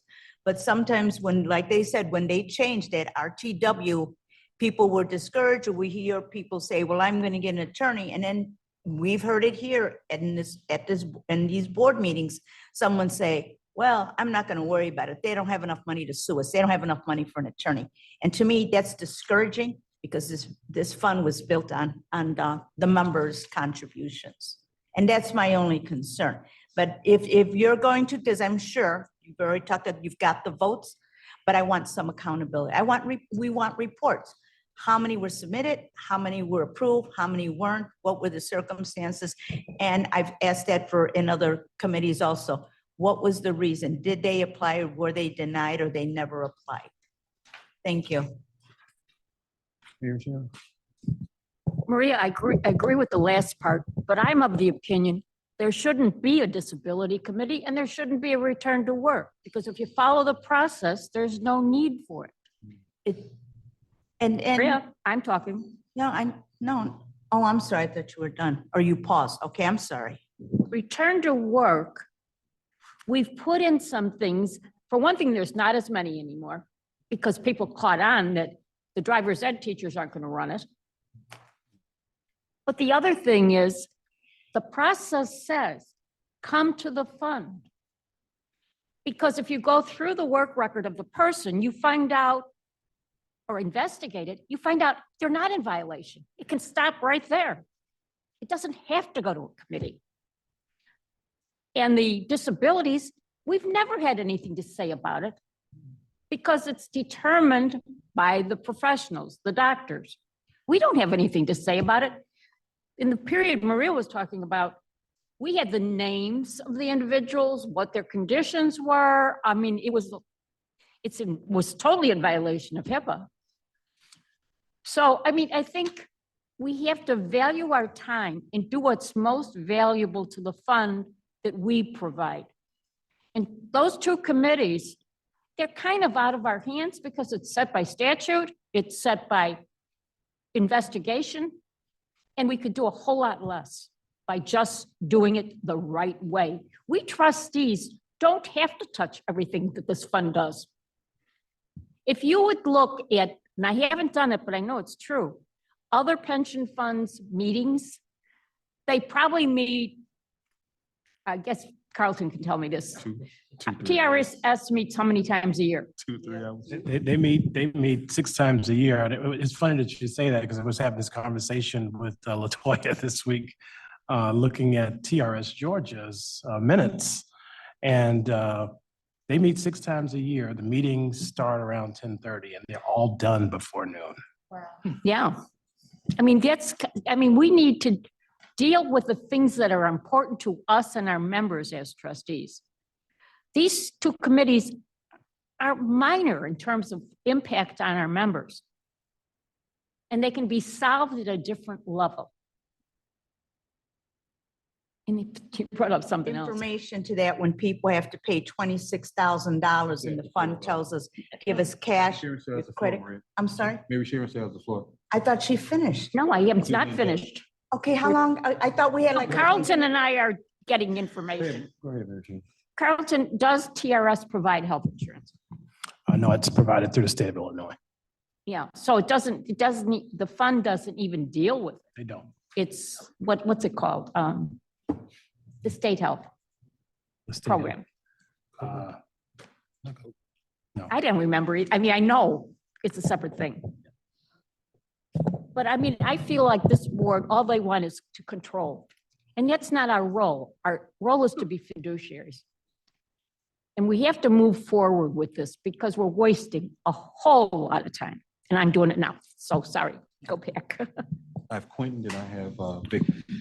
Thank you, President Blackwell. So I brought this last time we met about this because I thought it was ridiculous that a sick person has to wait till the board gives a stamp of approval when the doctors have already said it is so. I thought it was state legislature. It is not. It's the board policy. So this corrects the board policy. I don't see why we're having all this discussion about it, because the reality is when somebody is sick and they have a mortgage or they have a family to take care of, the last thing they need to be worrying about is waiting on the board to sit up and say, oh, well, yeah, we're going to approve it. So the backstop is already there because the work is already done. So once it's done, if there is an issue and a person feels that they want to appeal for whatever reason and want to bring it to the board, then I guess that's fair. But we generally have a process already that's being done and is being stifled because after the staff does what the staff does, then they got to sit and wait till the next board meeting.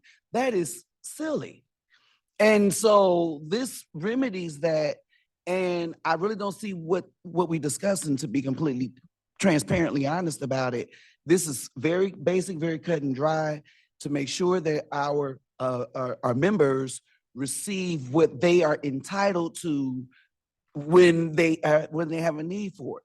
I would be devastated if I'm sitting up in need of paying my mortgage and I can no longer work, and I got to sit up and wait on 12 people, 11 people, 12 people to come together to give their stamp of approval because that's their policy. And we're not looking at anything to the point that was just made. We don't see any of it, and we shouldn't. That's somebody else's personal business. I don't need to know what your affliction is. All I need to know is the doctor said you can no longer work.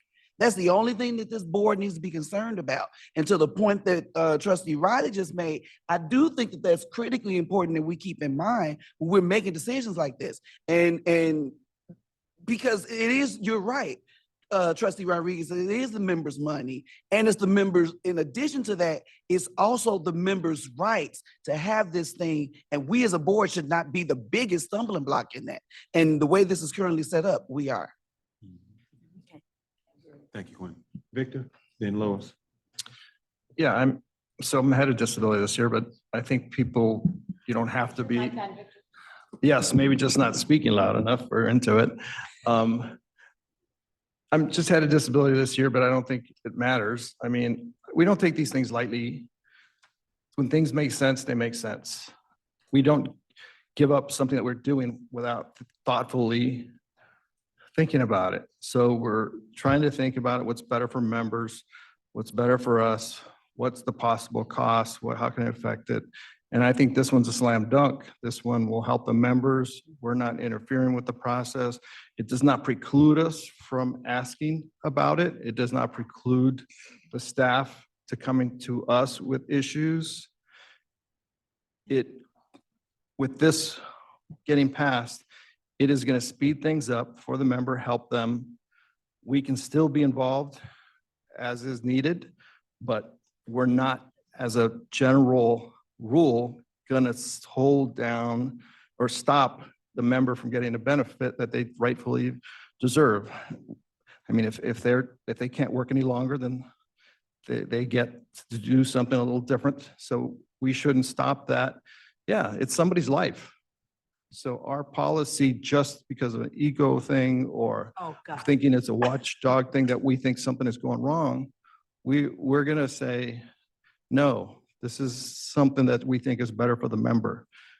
Like I said, we go about it thoughtfully because there might be situations where we might want to ask about it, but we're not going to stop the normal process. And that comment was inappropriate. Lois, then we're going to call the question. All right, thank you. I agree with both Trustee Washington and Trustee Rodriguez, and I'll tell you quickly why. Because I'm ready to say, vote yes for this process because it's a good process. Right. And before we would talk about that in closed session, because then the public did not have to know the information of that person.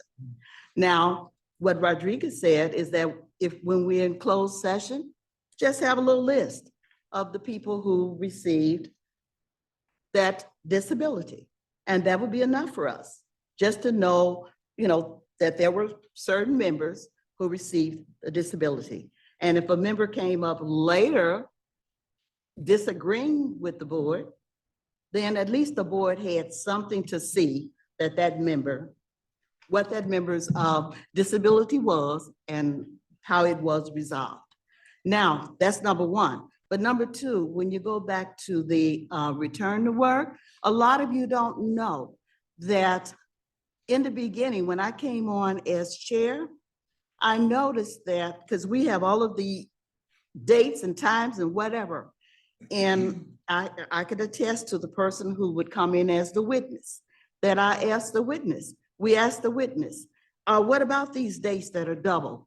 And there were times when the witness had to go with the applicant and go over those dates, and some of those dates were changed.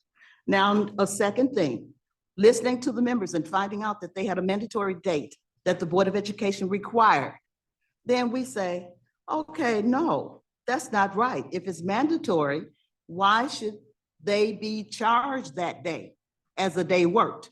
And they actually went to the Union Center for that day. And these are things that have happened that we know about that others don't know about. And so I respectfully say that.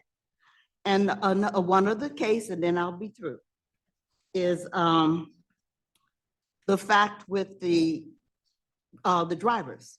There was a driver, there was the day that there was a storm. So all of the did not teach class, drivers ed class that day. But one of the drivers had forgotten that that was the day that the board had canceled driver's ed classes. So that driver was actually penalized for that day. I mean, a lot of things. And ASAP, which is now Frontline, would give a person a day at a school. And then the principal says, I love what you're doing. Come back tomorrow. But ASAP didn't know it. And it was reported as an overage day. So that's what I say about those of us representing those who come in as trustees. We know what's going on. One last thing is I'm with the CTU substitute. Your time, Lois. Oh, I just wanted to mention that I'm with that substitute guest teacher with CTU. Okay. So I know exactly what's going on at all times. Thank you. We can call the question. Trustee Blackwell, Yes. trustee Nelson, Thank you. I've talked so much. Yes. I didn't think about what I'm voting on, but yes. thank you. Trustee Ochoa, Yes. trustee Price Ward, Yes. trustee Riley, Yes. trustee Rodriguez, All I'm asking is the checks and balances. Yes. trustee Travlos, Yes. trustee Benson, Yes. trustee Washington, Yes. trustee Weiss, Yes. trustee Woods. Yes. The vote is unanimous. Thank you. Thank you, Daniel. Thank you, Dan. That takes us to G, approval. No, I'm sorry, skip something. F, approval of award to penetration testing services vendor. I'd like to entertain a motion for approval to award penetration testing services vendor. Motion was made by trustee Price Ford, seconded by trustee Riley. Morning, Sean. Good morning, President Blackwell and trustees. Good morning. Morning. Here today for requesting a board action request to approve the selection of a consultant to provide IT penetration testing services. Give a little background. We issued a RFP and we're recommending Janus Associates for us to contract with them to provide the IT penetration testing services. This consultant is necessary, or this recommendation is necessary to initiate the contract negotiations with the vendor. To give you a background, on April 20th, 2023, the board approved a bar for us to post an advertisement for competitive selection to select a vendor to provide IT penetration testing services through internal audit. We received 18 written proposals. However, 17 were evaluated One of the respondents, Rapid7, currently does work with our IT group, so we thought that would be a conflict. We have a listing of the respondents.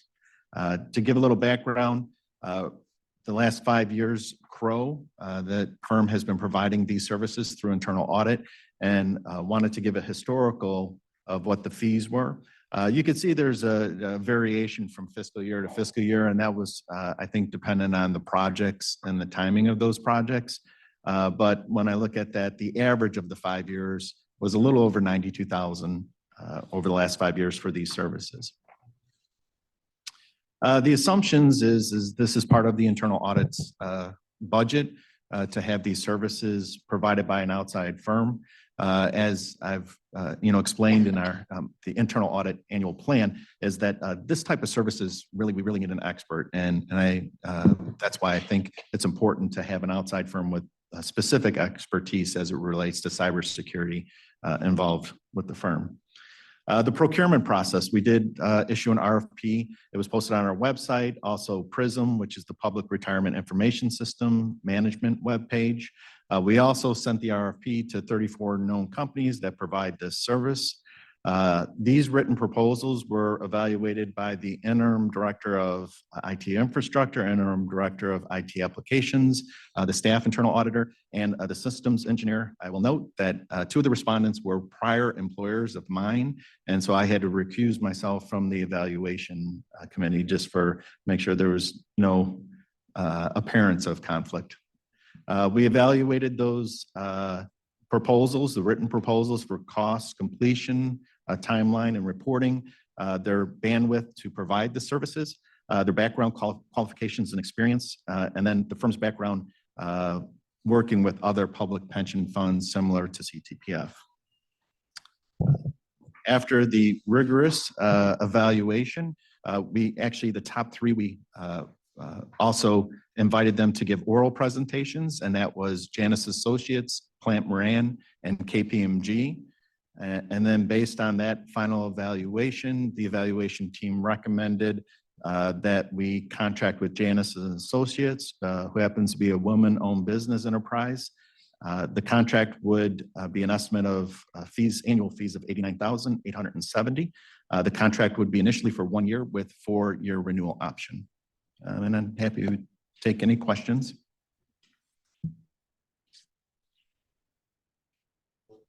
Call the question.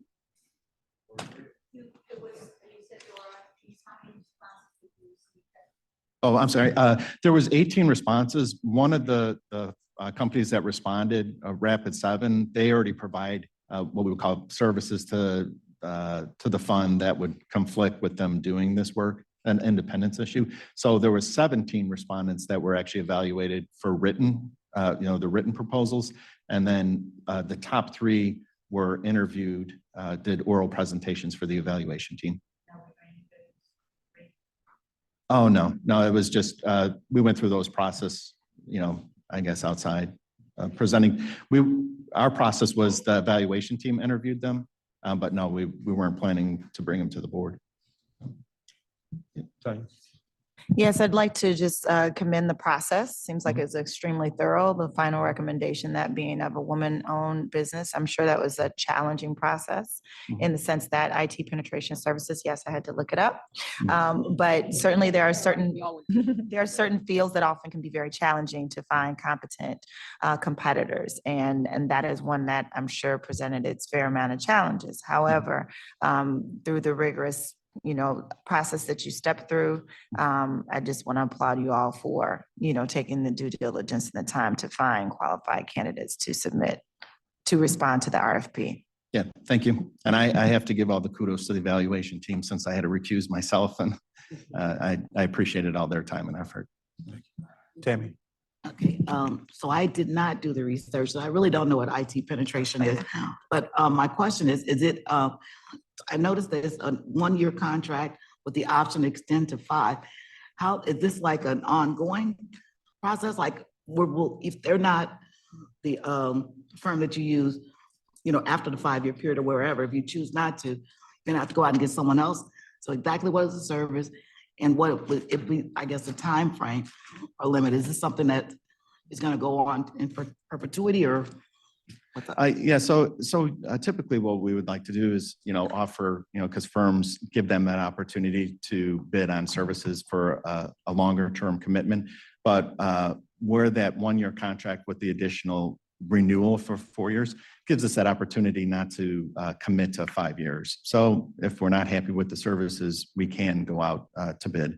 The idea not to extend for 5 years, because after 5 years, typically we might want to evaluate because they performed the services for 5 years.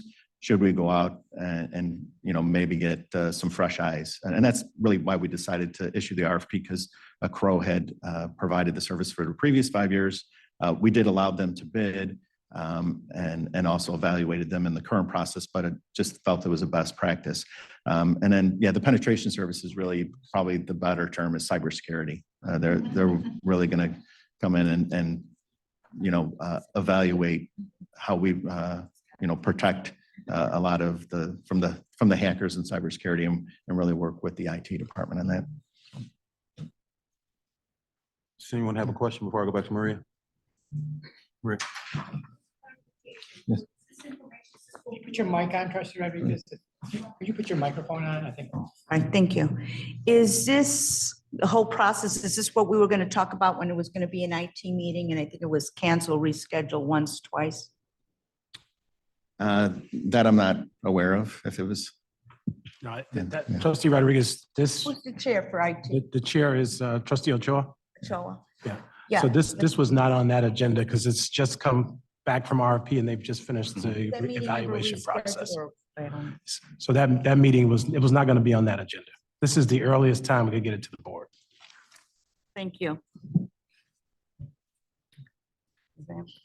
Call the question. We'll call the question. Thank you, Sean. Thank you. Trustee Blackwell, Yes. trustee Nelson, Yes. trustee Ochoa, Yes. trustee Price Ward, Yes.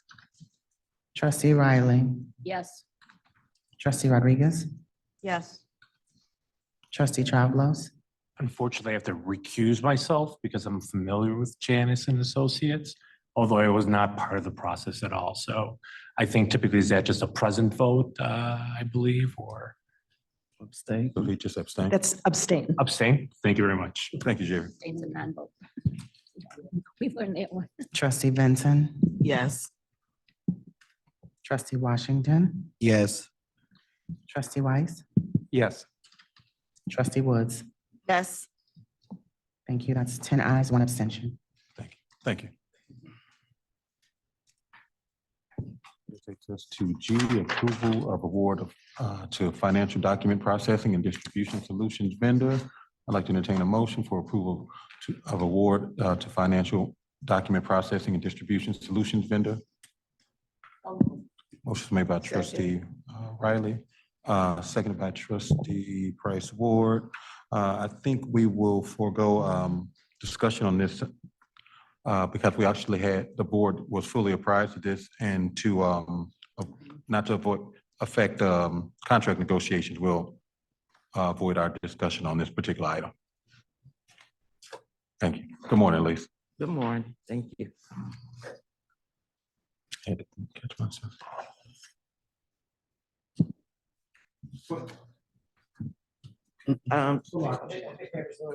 Confusion whether Elise needs to present or whether we can go ahead with the roll call based on. Are we gonna hear something? I'm sorry.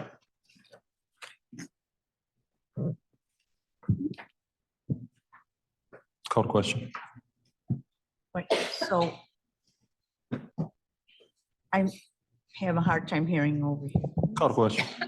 Thank you. Trustee Blackwell, Okay. Yes. We don't have any discussion? No. You know what? I'm gonna go out and get something. Thank you. Why not? Trustee Rodriguez, we just have a concern that we might compromise the contract negotiation, and that's why we'd like you to just go ahead and call the question. I'm sorry, no, because for the vote, may I speak like 10 seconds to the It's already attorney? been called to question.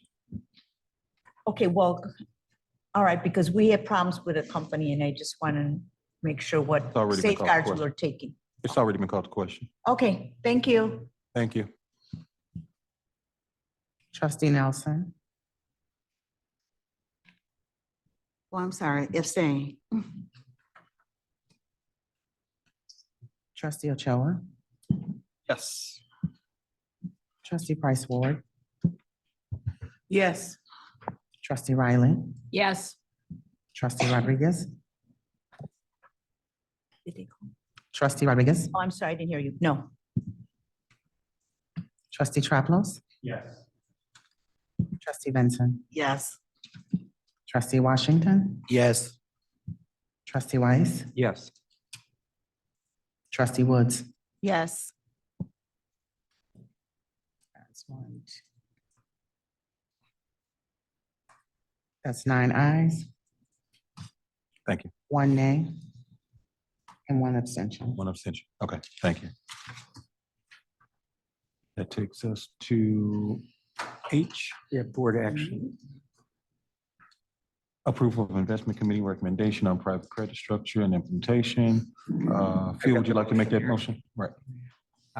This is Trustee Weiss, I'm really glad we're moving forward with this motion, just so you know. I'm asking, the motion is to accept the investment committee's recommendation to approve Callan's August 22, 2023 private credit program strategic plan and conduct a formal RFP search process for diverse private credit strategies. Is there a second? Second. Second by trustee Price Ward. Excuse me, can I have 1 moment? I'd like to take a quick moment just to thank the investment staff and our own Cheryl Rooks for being a panelist on and presenting on Tuesday.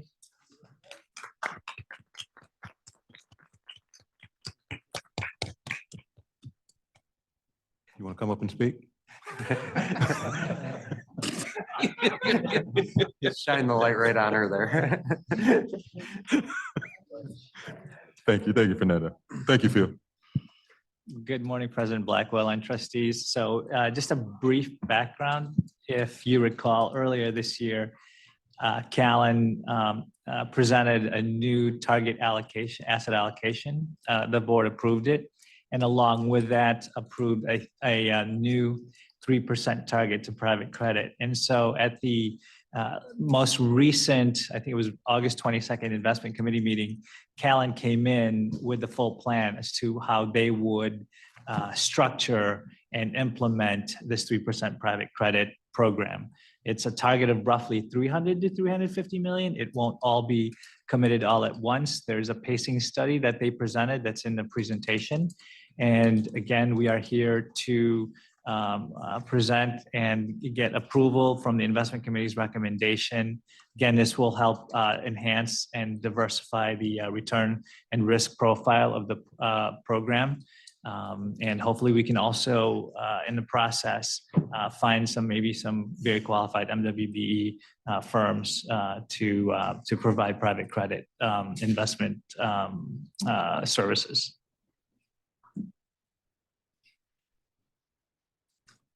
Are we for discussion? Okay. At the last meeting, I was hesitant because of the risk factor, because we have low funding. At this point, if I'm not correct, we're what, 46.7, okay? So we're below 50% at this point. And private credit is risky. And it has been tried by many in the past, and some have not been successful. So I want to explain upfront why I'm still a no at this meeting. Thank you. Mhm.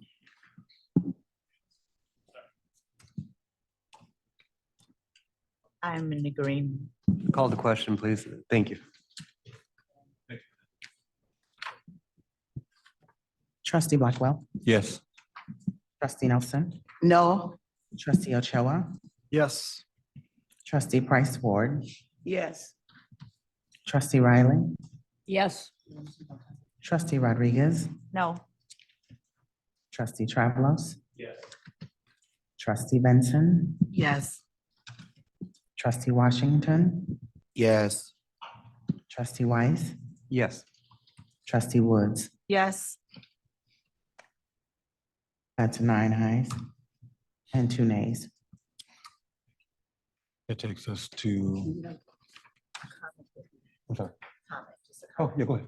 I really just want to follow up the vote with a comment, not a discussion, but just to say that I understand that this is the authorization for the RFP. Thank you. Okay. I approve of investment committee recommendation on Long Wharf Fund. You want to make that, Phil? Yep, thank you. So the proposed motion is to accept the investment committee's recommendation from August 21st, 2023 investment committee meeting for CTPF to invest $30 million with Long Wharf Real Estate Partner Fund 7. Second. Thank you. Second by trustee Riley. Questions? Call a question. Call the question. Trustee Blackwell. Trustee Nelson. Yes. Ochoa. Yes. Trustee Price Ward. Yes. Trustee Riley. Yes. Trustee Rodriguez. Please come back to me. Trustee Travelos. Yes. Trustee Benson. Yes. Trustee Washington. Yes. Trustee Weiss. Yes. Trustee Woods. Yes. And again, Trustee Excuse Rodriguez. me. Can I change my vote to no? I'm sorry, you know what? And I had a note about. Hold on the one fact second, that Lois. they were not. Excuse me, Carolyn, Dan, Ken. Trustee Nelson, you indicated that you misunderstood what the Right, vote was exactly. requesting of you and you'd like to change your vote. Change your vote to no. It would be fine for Trustee Nelson to change it because she was confused about what the question was. Thank Okay. Okay. Again, Trustee Rodriguez. No. Okay, we have 9 ayes, 2 nays. Thank you, Dan. Thank you, Fernando. J, approval of disability pension applicants. I'd like to entertain a motion for approval of disability pension applicants. Mr. Chair.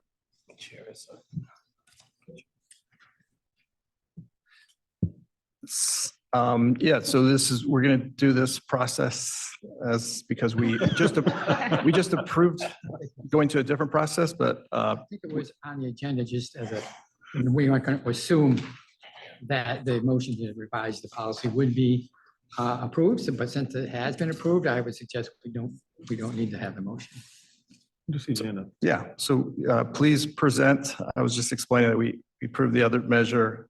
We're still got to go through with this and see where we go. Can I make a motion? Motion is made by. Second. Hello. The applicants before you have met the statutory requirements to be approved for disability retirement and duty disability, one of those. Jen, we just want to hear it one last time. Can't hear you. What did you say? Emphasize they have been approved. Hey. I didn't Trustee hear. Ochoa made the motion and trustee Rodriguez seconded. Let me get that.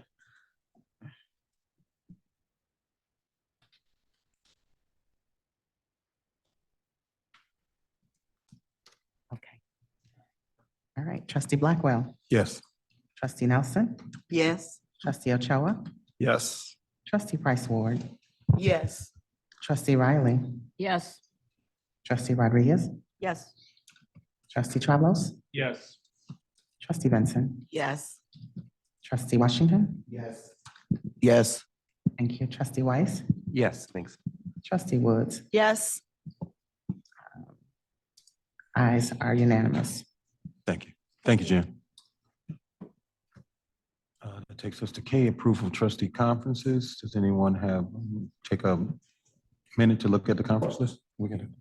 Oh, yeah. Yeah. Me? Hello.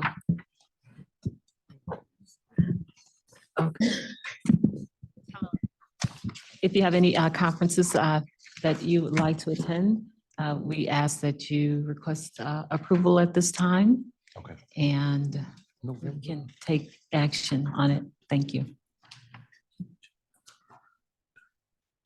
Yes, trustee Nelson.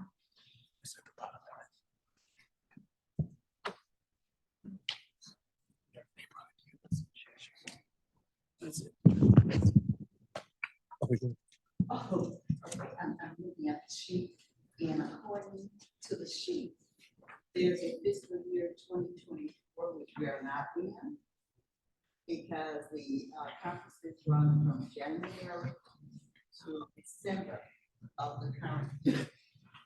And we discussed that before, it was clarified, and it was, brought up because that is statutorily correct, January through December 31, January 1st to December 31 of the present year for conferences. And it's in the statutes. And we discussed that before.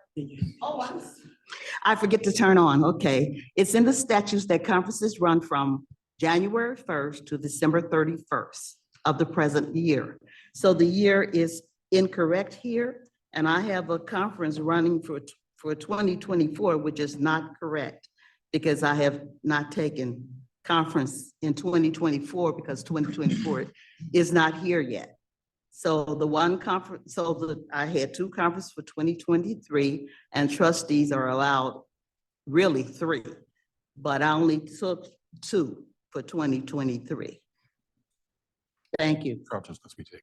Yeah, so trustee Nelson, we did review the statute, at your direction, and you were correct that in terms of tracking the training and education requirement for trustees, per the law, that 8 hours is by calendar year. No, it's you have.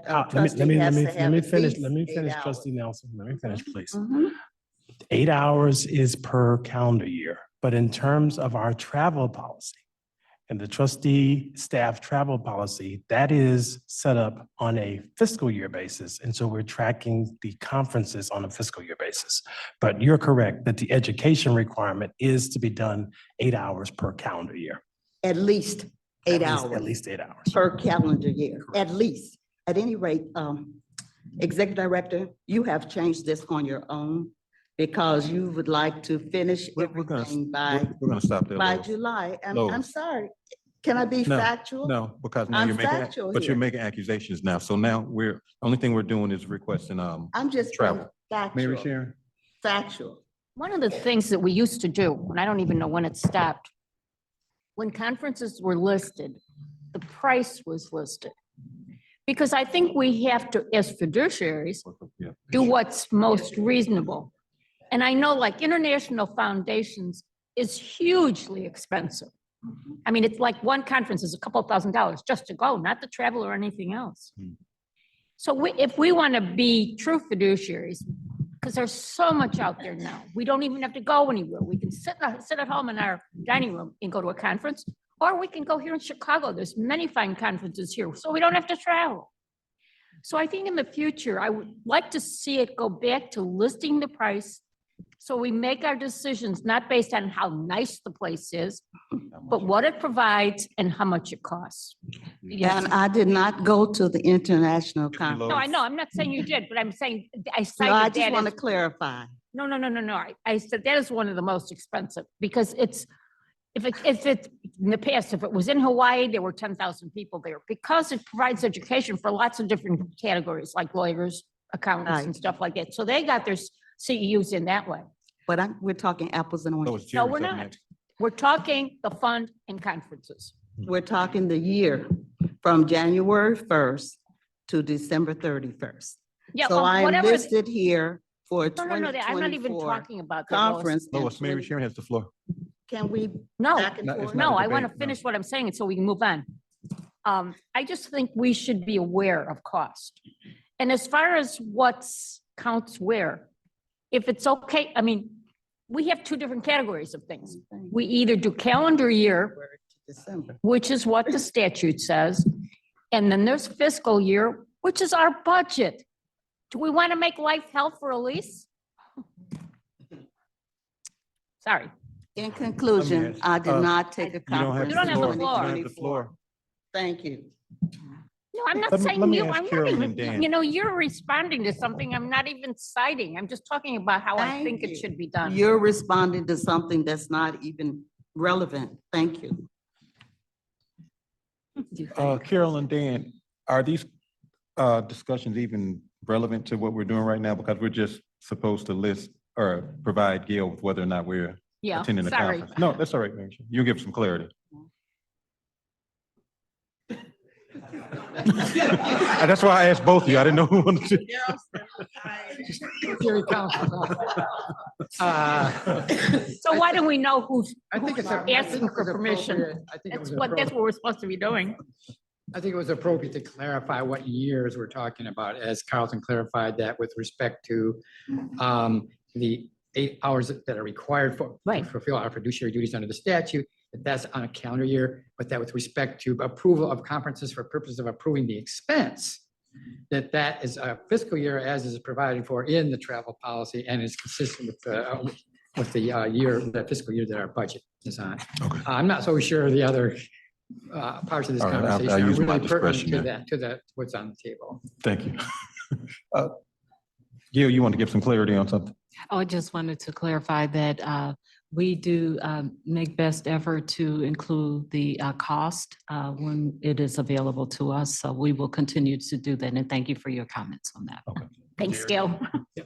Simply, can you put me down for the Callan Chicago conference? I know it doesn't require board approval, but that'll help satisfy the hours that I need to complete by December. The Callan? Okay. Yes. Okay, my team will note Thank that. Mhm. I think I Tammy, would you had a- try for that too. Okay. I'm coming to you, Maria. I'm just going to get the conferences out before you ask your question.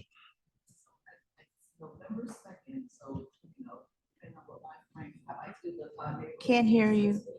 Can, Neighborhood Youth Association. Okay. what? Yeah. It's investment I'm in gonna do that one education. also. And Neighborhood President Blackwell, you Association. as well? Yes. Correct. Okay. Which one is it? And Trustee Nelson. So Yeah, we have, Neighborhood Youth Association. okay, so looks like we have Trustee Vincent, Trustee Nelson, President Blackwell on the one in Los Angeles, Danielle? Yes. Yes. Anyone else on that one? Okay, and then we have for Callan, Trustee Price Ward as well for, I still can't see. What is it? Oh, Okay. If you look on the screen, it's on there. If you're looking, I can't get the screen, so it's not on the. It's not on. No. it's- Yes. no wonder I mean, I'm not totally deaf. Maria, you had a question? Yeah, I just need a clarification because I couldn't hear it, and executive director or whoever might be able to answer it, or Ms. Gale. So was there a change in the time from when you have to have those 8 credit hours and then according to statute about the travel per fiscal year? Was there ever a change or not? I don't recall, so that's why I'm, I know you would, because you and I have been around for a while, so. Carlton, you want to speak? But you're so soft-spoken. Do you have your mic? So Trustee Rodriguez, yes, in terms of clarification for the travel policy, we just made that clear because the travel policy just said year and it didn't say fiscal or calendar. So we made the clarification that it was going to be fiscal year. And that was sometime in 2022. Thank you. And we've always had the calendar year that's been in place with the calendar year for the hours, do you required hours. Do you recall why it was changed or what?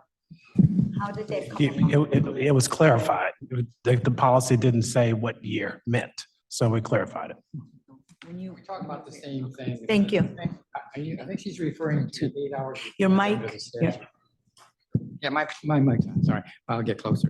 I think you were referring to the 8 hours that's required. That's what I'm under trying to statute. say. Right. Were they always congruent or was there a change? That was originally calendar year. That was separate from the travel policy. But then there was a moratorium because of the pandemic. So we switched to fiscal. And then we switched back recently to calendar because we think that's more consistent. Did it have with the anything to statute. do with the 22 days? No. Okay, no, I'm just asking. I'm trying to No, yeah. connect the dots. Okay, thank you. Jeff, That's okay, thank you. So I think that I'll be the one that's rushing to get things done by the end of the calendar year. The one at the end that's listed that doesn't require board approval, but I do want to put on record the Callan October Regional Workshop at University Club in Chicago, October 26th. And then there is another, there are two actually I don't see that were in some correspondence that I received earlier. But the IPPFA 2023 Certified Trustee Program 23-2 at the NIU Outreach Campus in Naperville, December 5th through 6th. Okay.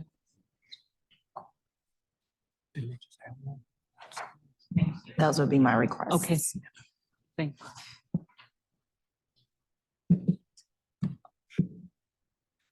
If we have no more requests, Danielle, did you get that? You want to just run through all of the requests and then we can take action? Okay. I have for Callan, Chicago, at the University Club, Trustee Travelos and Trustee Woods. I have for the Neighborhood Youth Association in Los Angeles, November. Can't hear you. Oh, I'm sorry. Is that better? Yes, Okay. indeed it is. For the Neighborhood Youth Association in Los Angeles, November, I have Blackwell, Nelson, Price Ward, and Benson. And then for the IPPFA,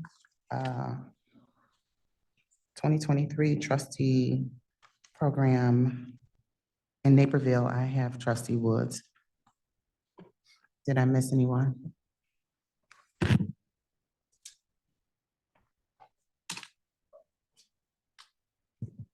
Call the question.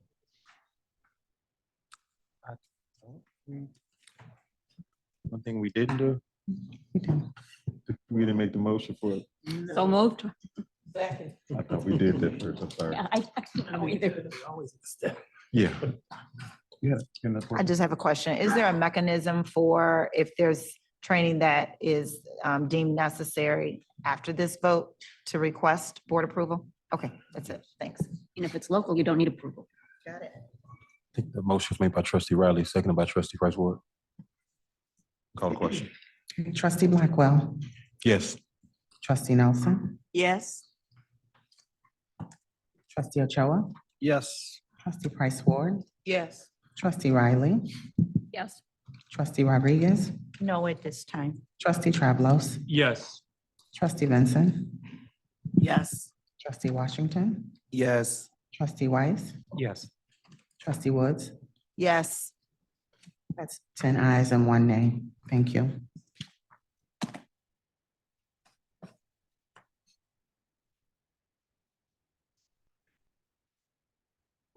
Thank you, Gil. So, Gil, you're still up. Approval of trustee training hours, if there's any. Yes, if we can pull that report up, my team. And we're going to put a motion on the floor we're asking for approval of the report as presented, which includes trustee training hours that we'd like to have approved. Second. I think the motion was made. Do we have the report up? Trustee Riley, seconded by was that Tammy, seconded? I mean, you made it and Tammy seconded? I said, Rita, you made, okay. Motion, Whatever, I mean. I believe was if made by Gary wants to trustee, make it, go ahead. made by Trustee Riley, seconded by Trustee Benson. That's what I thought I heard. I thought I heard us, I said second. Nobody Okay, heard that. thank you. Motion's made by Trustee Riley, seconded by Trustee Benson.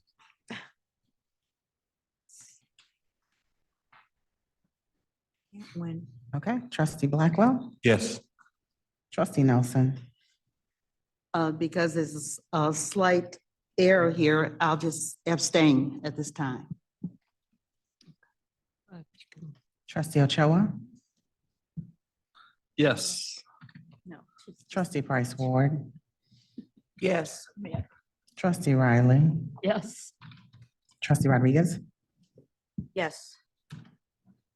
Trustee Travelos, Yes. Trustee Benson, Yes. Trustee Washington, Yes. Trustee Weiss, Yes. Trustee Woods. Yes. That's 10 ayes, 1 abstention. Thank you. Thank Thank you. you. Okay, that takes us to, oh, written only. 6, report on committee. Report on committee of pension laws and administrative rules.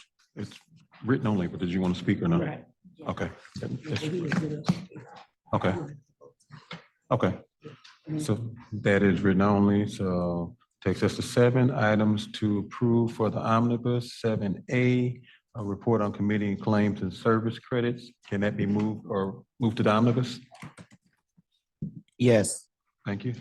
7B, report on the committee and investments. Phil, can that be moved to the omnibus? Yes, thank you. Thank you. 7C, report on the committee of finance and audit. Yes, move it to the omnibus. Thank you. And 7D, then I'm next to move to the omnibus. report on the finance secretary. So now we need motion to approve the omnibus.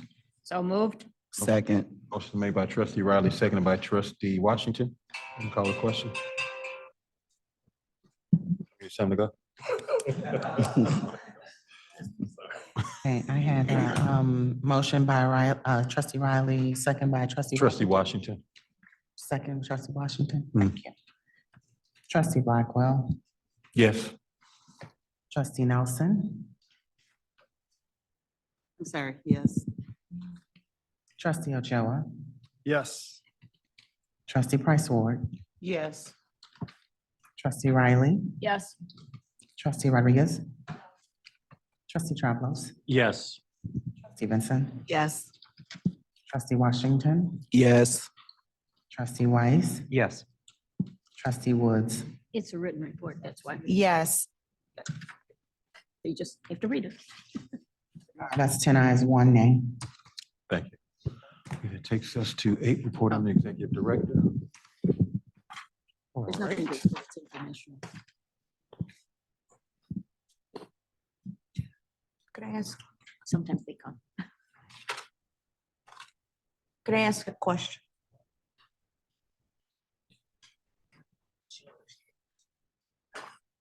Executive Director Lenore, can I ask a question?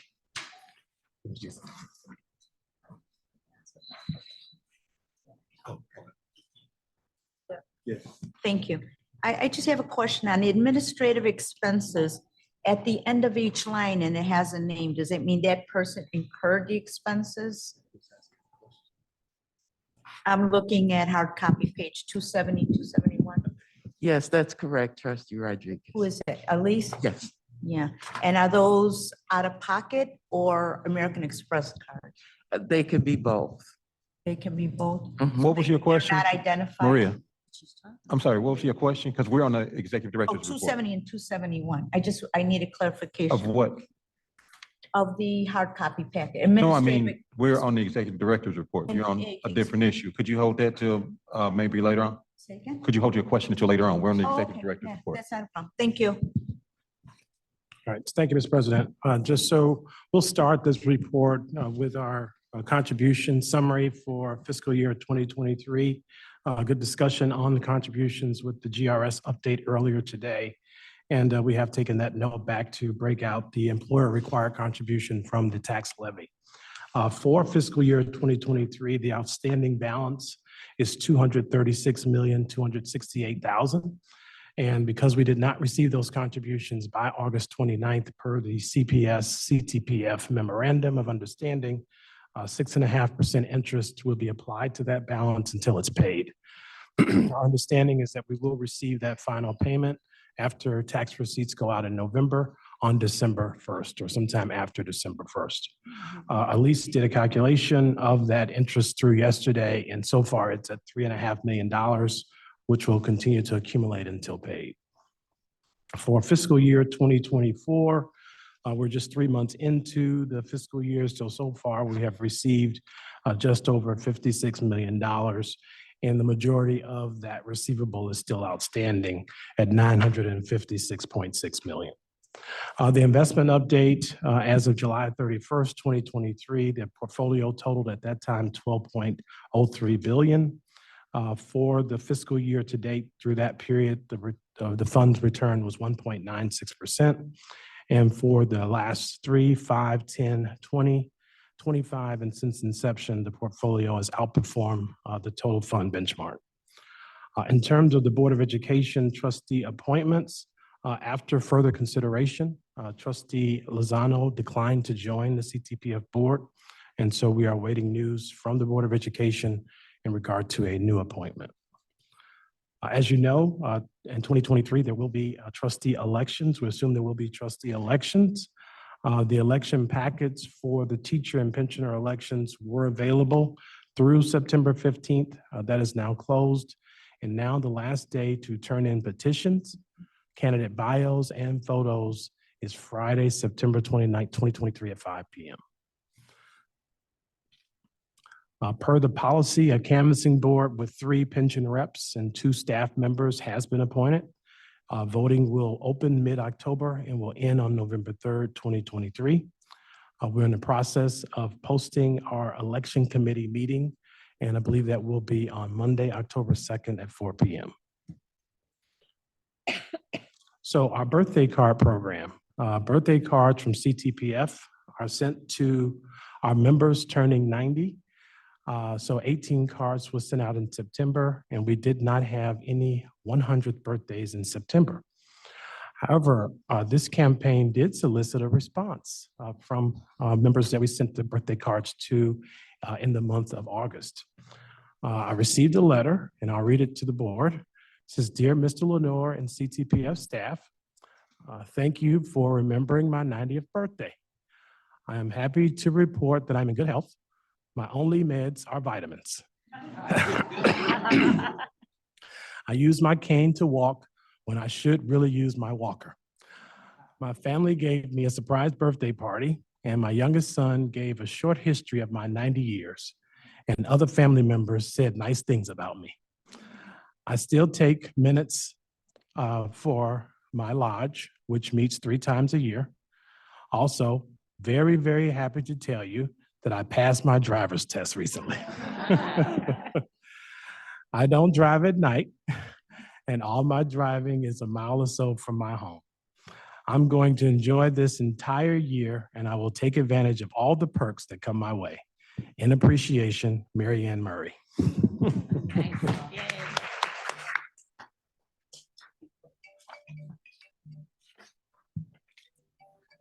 So in other project updates, of course, a big one coming up is our health insurance open enrollment.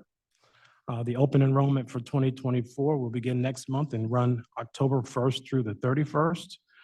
We, of course, are pleased to announce that we have a new Medicare plan in 2024, which is our Cigna Surround Group Supplement Plan, which mirrors Plan G and provides a third option now for our members who are not age eligible under AARP Plan F. Rates for our Medicare plans are favorable, and our non-Medicare rate increases have been held to a minimum. Our subsidies remains at 60% for 2024. Just an update on the materials, postcards with information about open enrollment and 2024 rates were prepared in August and mailed September 6th. And new this year, the handbooks have been divided for Medicare and non-Medicare. Medicare will still receive their handbooks in the mail, and non-Medicare will receive their materials online. We will have an in-person vendor fair that will be held here at CTPF on October 12th. The Illinois Economic Opportunity Report was published on time, August 31st, 2023. And our numbers this year for Illinois investments were $2.2 billion, or 18.7% of the total CTPF portfolio.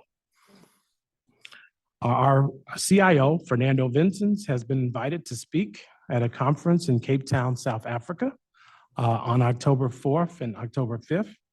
The host of the conference is the Government Employees Pension Fund, GEPF, and they will be responsible for all costs associated with travel, lodging, and registration. The GEPF manages the pensions and other benefits on behalf of government employees in South Africa. It is Africa's largest pension fund with more than 1.2 million active members and assets under management worth more than $158 billion. CIOs attending from other plans include the Los Angeles City Employees Retirement System, the New York City Comptroller's Office, and others. The conference is held annually to promote knowledge sharing and thought leadership in the global pension fund industry, as well as a platform to enable participants to connect with new and existing pension networks. Again, CTPF will not shoulder any cost, nor will any other representatives from CTPF attend.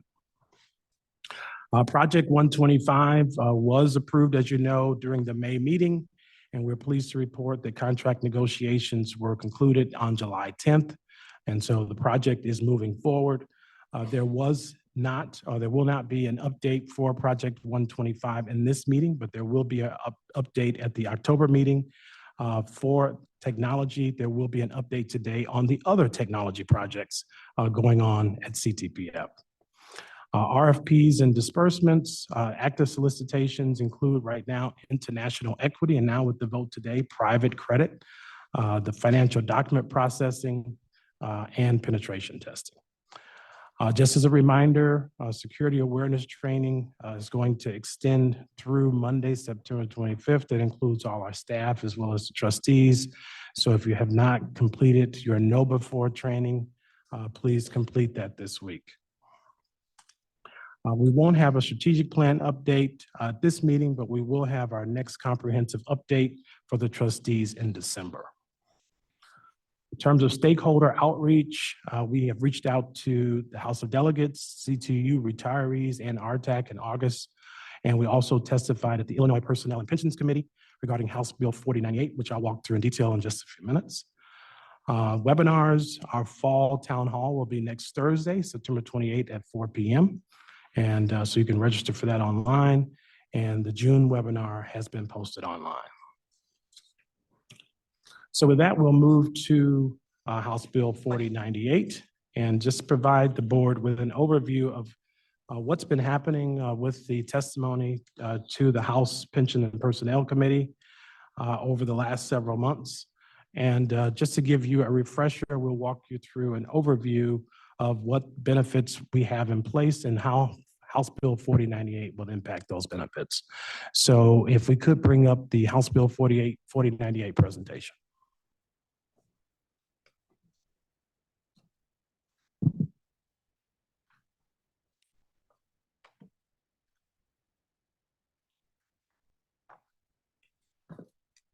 So again, for this overview, we wanted to start, of course, with where we stand now with Tier 1 and Tier 2 benefits, as well as for the discussion that we had a few months back in terms of safe harbor for Tier 2, if nothing is done with Tier 2 salary cap.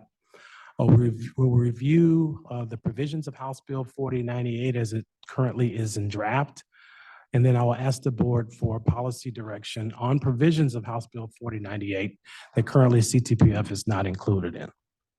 So to begin, the CTPF defined benefit plan includes provisions for Tier 1 and Tier 2.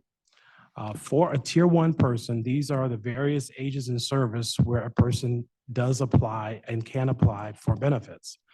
For Tier 1, a person can retire without a reduction with 62 years of age and 5 years of service, 60 years of age and 20 years of service, or 55 with at least 33.91 years.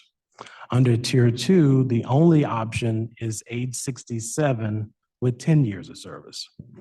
For retirement age with a reduced pension, 55 and 20 years of service under Tier 1, and under Tier 2, 62 with 10 years of service. Some other provisions on the next slide for the tiers, the salary cap, which is the big issue that we need to address. Under Tier 1, the annual salaries used in the calculation are capped on a year-by-year basis at 120%. And under Tier 2, the final salary that's used to calculate your pension for this year is capped at $123,400. And that cap increases by 3%, or 1/2 of the consumer price index for the prior year. In terms of post-retirement, annual pension increases.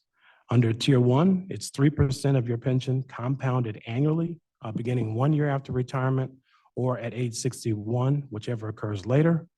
And under tier 2, it's 3% or 1/2 the increase in the CPI for the preceding year. And it starts after retirement or at age 67, whichever occurs later. And then finally, for the surviving spouse, under tier 1, the benefit is 50% of the member's retirement. And under tier 2, 66 2/3 of the pension the member had earned at the date of death, or 66 2/3 of the earned annuity of the unretired member, and there's no age reduction. So that's where the benefits are now. And the next topic is the safe harbor issue. And then we'll talk about some of the provisions of 4098.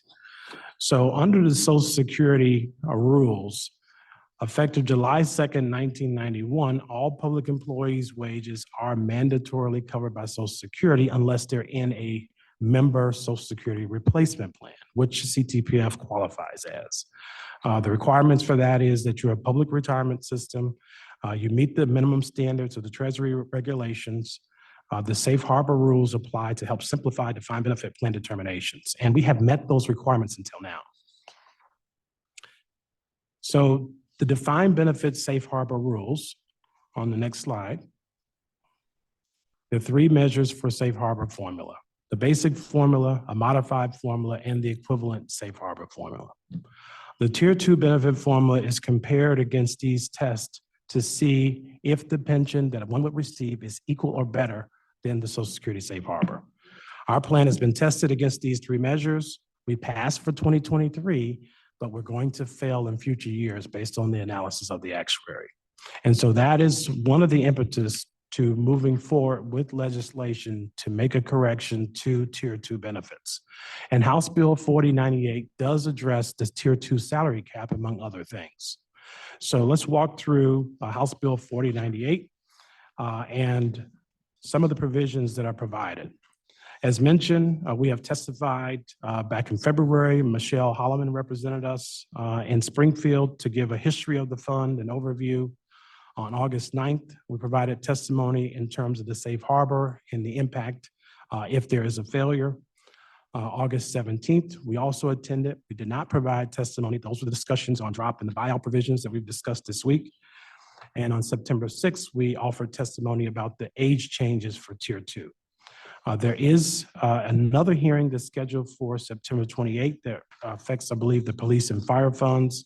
We will attend, but we have not prepared testimony.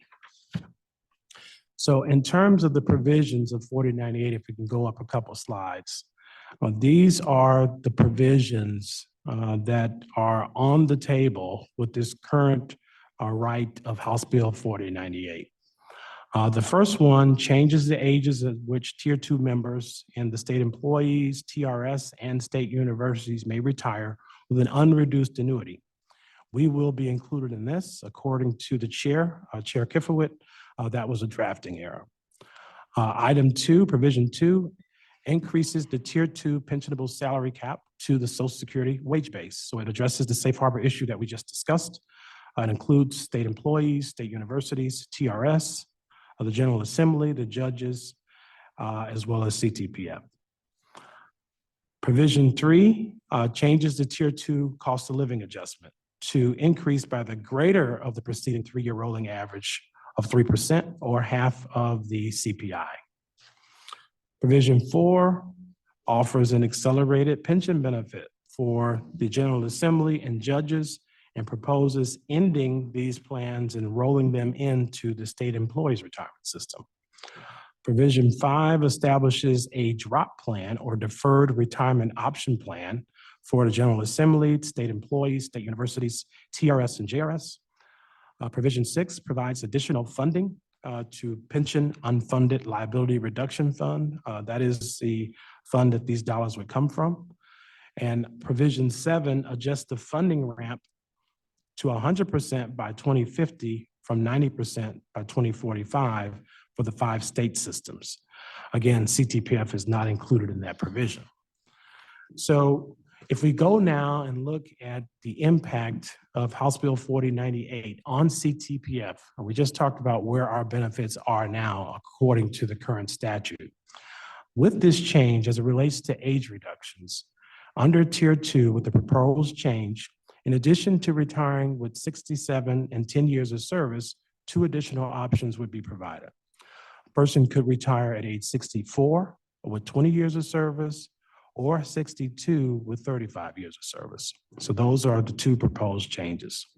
The fiscal impact, proposed change is projected to increase the total statutory contributions, and this is for Chicago only, from 2025 to 2059 by about $741 million. The present value change in contributions of 235.8 is comprised of 13.4 for the board and 224 for the state. That's the cost of just making the age changes. Provision 2, the Social Security taxable wage base increase. Again, right now the cap is $123,489, and this cap, based on the current language of House Bill 4098, would move to 100% of the Social Security taxable wage base, which is approximately $160,000, which would mean for the Tier 2 member, they would have more dollars that would be counted for pension. The cost impact decreases the total statutory contributions from 2025 to 2033, and then increases those contributions from 2034 to 2059. So initially, with this change, based on the change in the Social Security taxable wage base, there's actually a decrease in the statutory contributions for the first 8 years, and then from 2034 to 2059, there's an increase. Overall, from 2025 through 2059, there is a net total increase of $2.5 billion.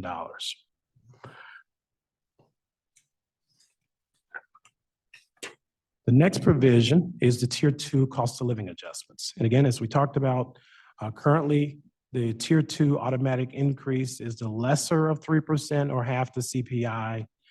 Under House Bill 4098, should it pass, it would be the greater of 3% or half the annual adjusted percentage increase. And the cost of living adjustment would be prospective only. We have not gotten the fiscal impact for that change, but we have requested it from the actuary. Provision 4, again, this is a provision that right now, as the language stands, only affects the General Assembly and the judges' retirement system, but it would provide a benefit that the state employees, the state universities, as well as TRS already have from Public Act 100-0587, that allows an inactive person who's vested to take a total buyout of their pension benefit and receive 60% of the present value of that pension. It also provides for a COLA buyout for Tier 1 members.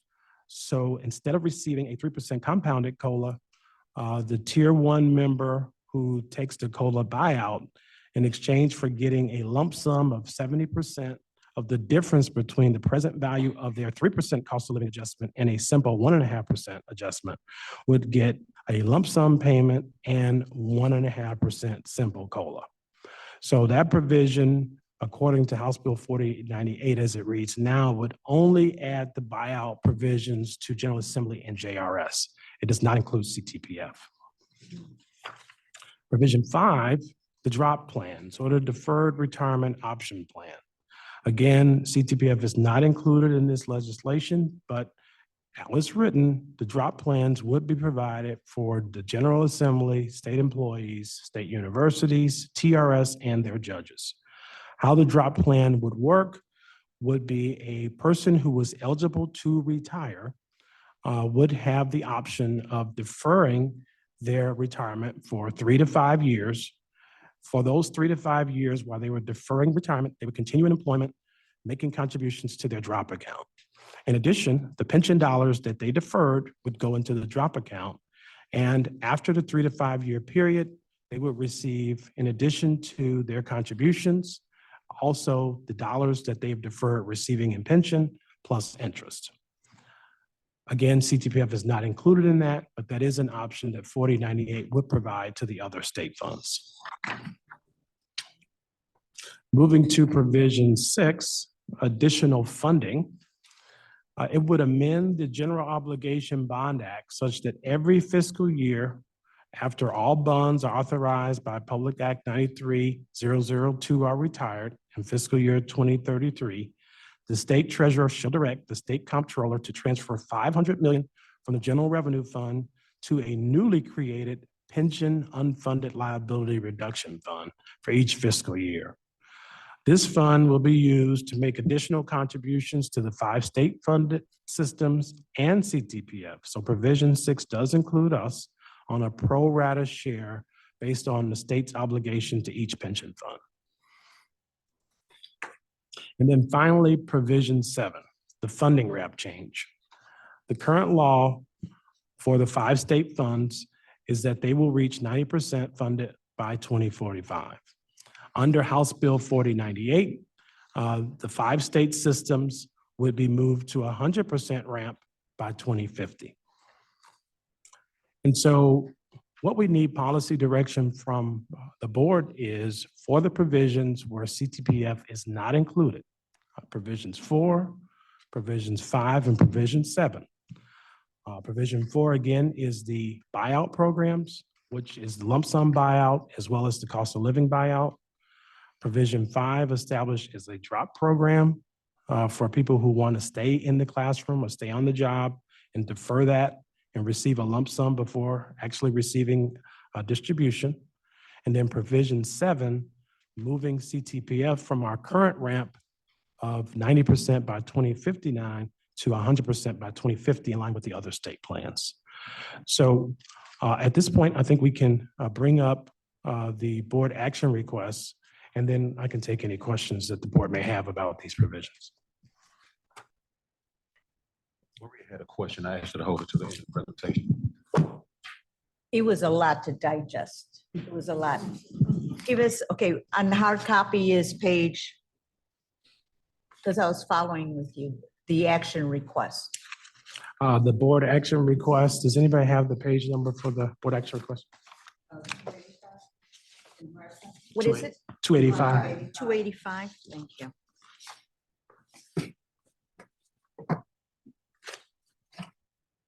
Oh, I see.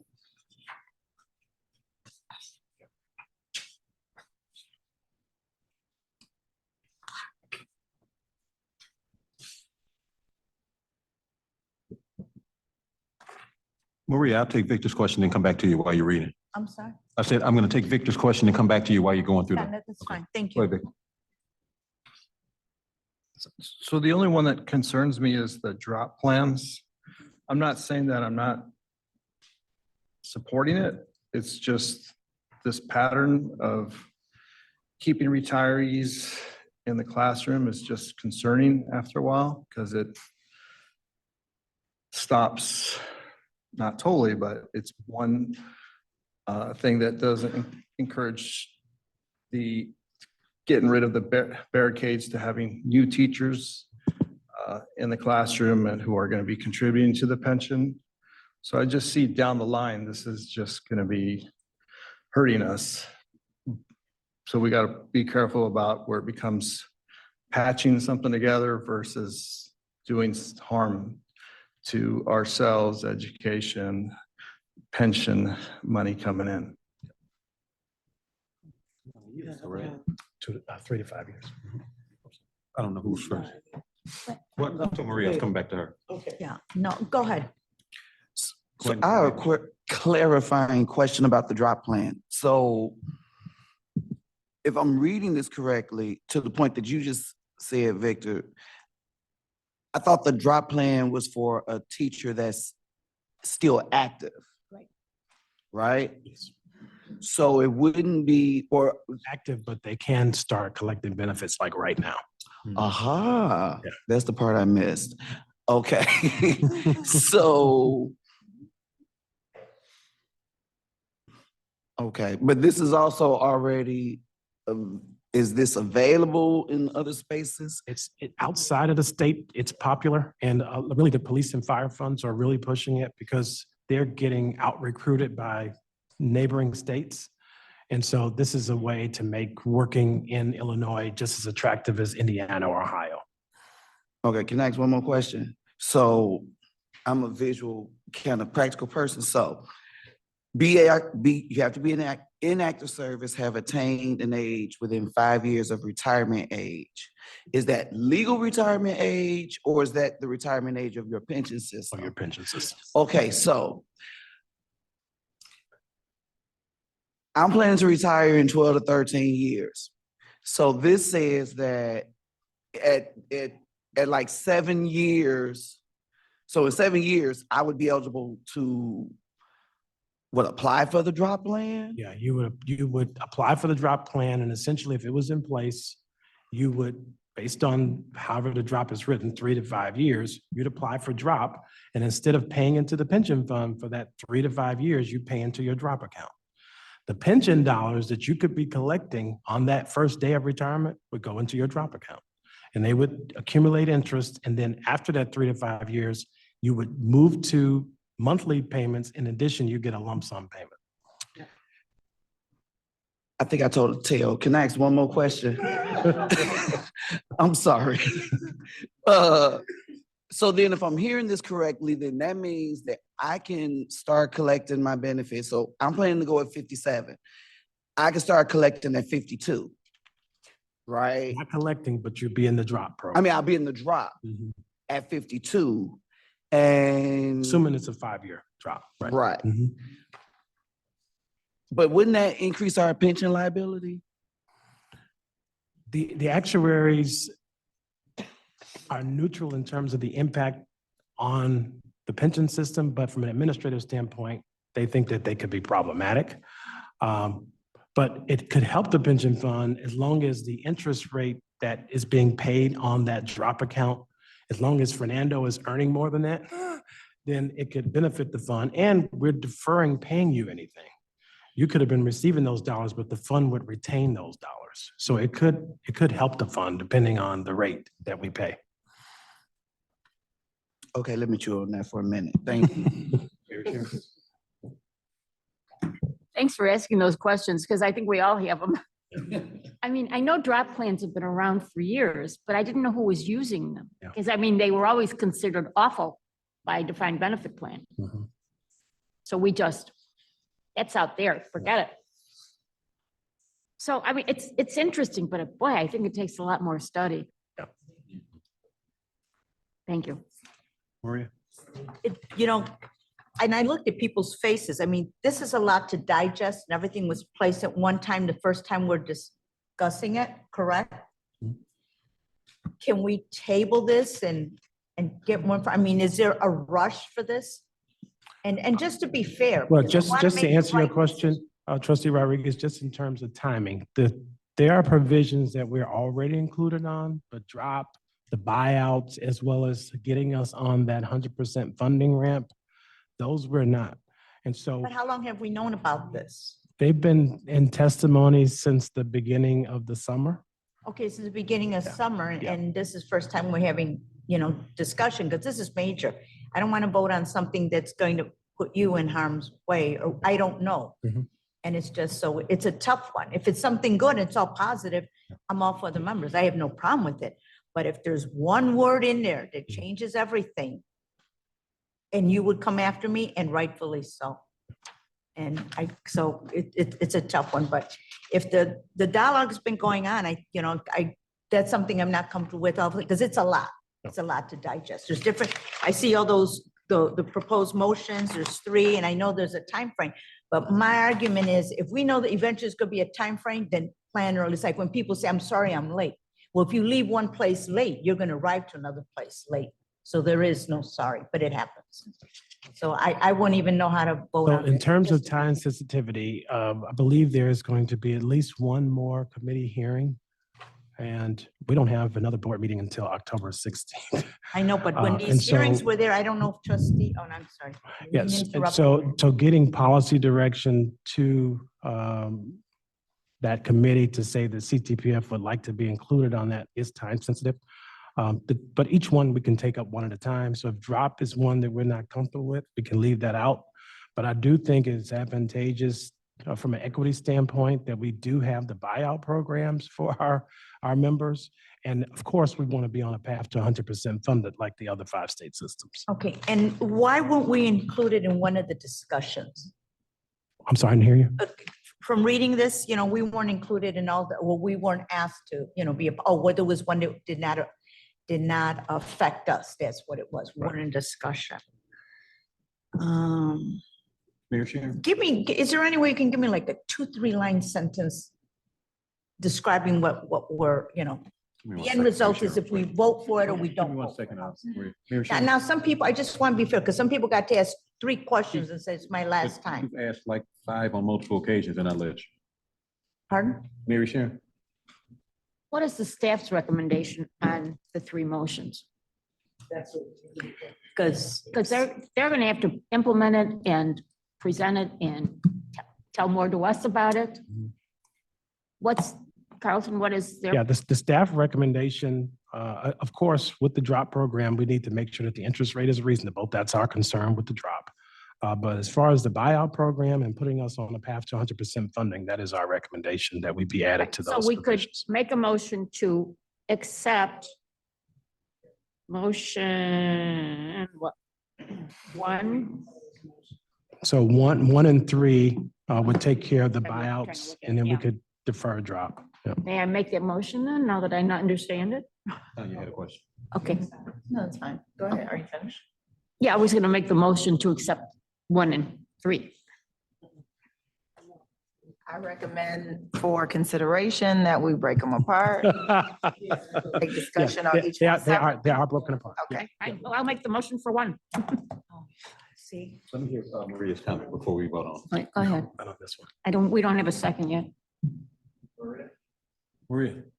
yeah, and I'm sorry, I wanted to hear what you said. I couldn't hear you. Could you repeat it? No problem. I just suggested that for clarity and for the purpose of discussion, that we break them up and vote on and discuss them separately, which is what the executive director and the board chairman said they would do.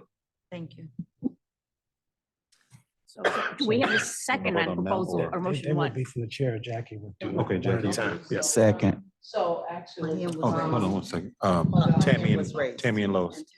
No, I'm sorry, I just want for clarity. So this is going to committee when? You say before or after October 7th? Yeah, the next committee meeting is September 28th. I'm not sure if she's having another one. And then veto session is starting in October 24th through 26th, and then November 7th through the 9th. So we want to get us added to the language if the board is giving us that direction. So the proposal that we're making is like what for, I'm sorry, as they go through it, because I'm assuming that the bill has all of this in there. So we're just saying in terms of, trying to negotiate what's accepted and what's not. That's why we're prioritizing these. We're not included in 3 of the provisions. Okay, Yeah. all right. Lois. I was suggesting that since they're not back in session until October 24th, and we have a board meeting prior to that, if we could take all of the new information we've heard today, go through, and actually come to the next board meeting with a vote. Discussion and vote at that time. I put a motion on the floor for the first motion. It was not second. Have not had a second, I don't think. I seconded it. Thank you. I thought I heard somebody Not second. hear that. I did. Okay. So just for clarity, because there's a lot back and forth. What's the first motion is you're voting on? You just moved for number 1. Okay. So the motion was made by trustee Riley and seconded by trustee Washington. Oh, sorry. No problem. Go to the next We'll one. go forward, but I was gonna recommend exactly what you Okay, Could thank you you. state I'm what number sorry. 1 was so people hear it? reconsider them. Okay. I think I want to read the recommendation because there were questions about what we're actually doing. Right. In the recommendation, the staff is seeking, I'm sorry, thank you.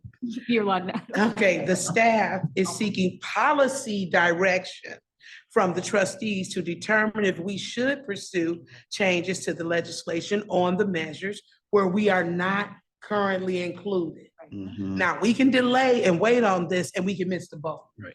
I just want to be real clear on that. The policy feedback we receive should then be conveyed to the committee, and we would request inclusion in provisions where the trustees instructed staff to do so. The committee will make the final determination on inclusion. This is not a guarantee. Okay, and if I understood from my previous meetings, the drop program will be optional. Is that not right, Executive Director Noah? The way it's currently written, I can't hear you. the way the drop is currently written, it's not clear if it's going to be 3 to 5 years, and the interest rate is still in discussion. And there's also discussion on providing a sunset for the drop program. Right. Okay, so, and I would recommend, and I did recommend that at our pre-boards, that we consider each one individually and not lump any 2 or 1 or 3 together.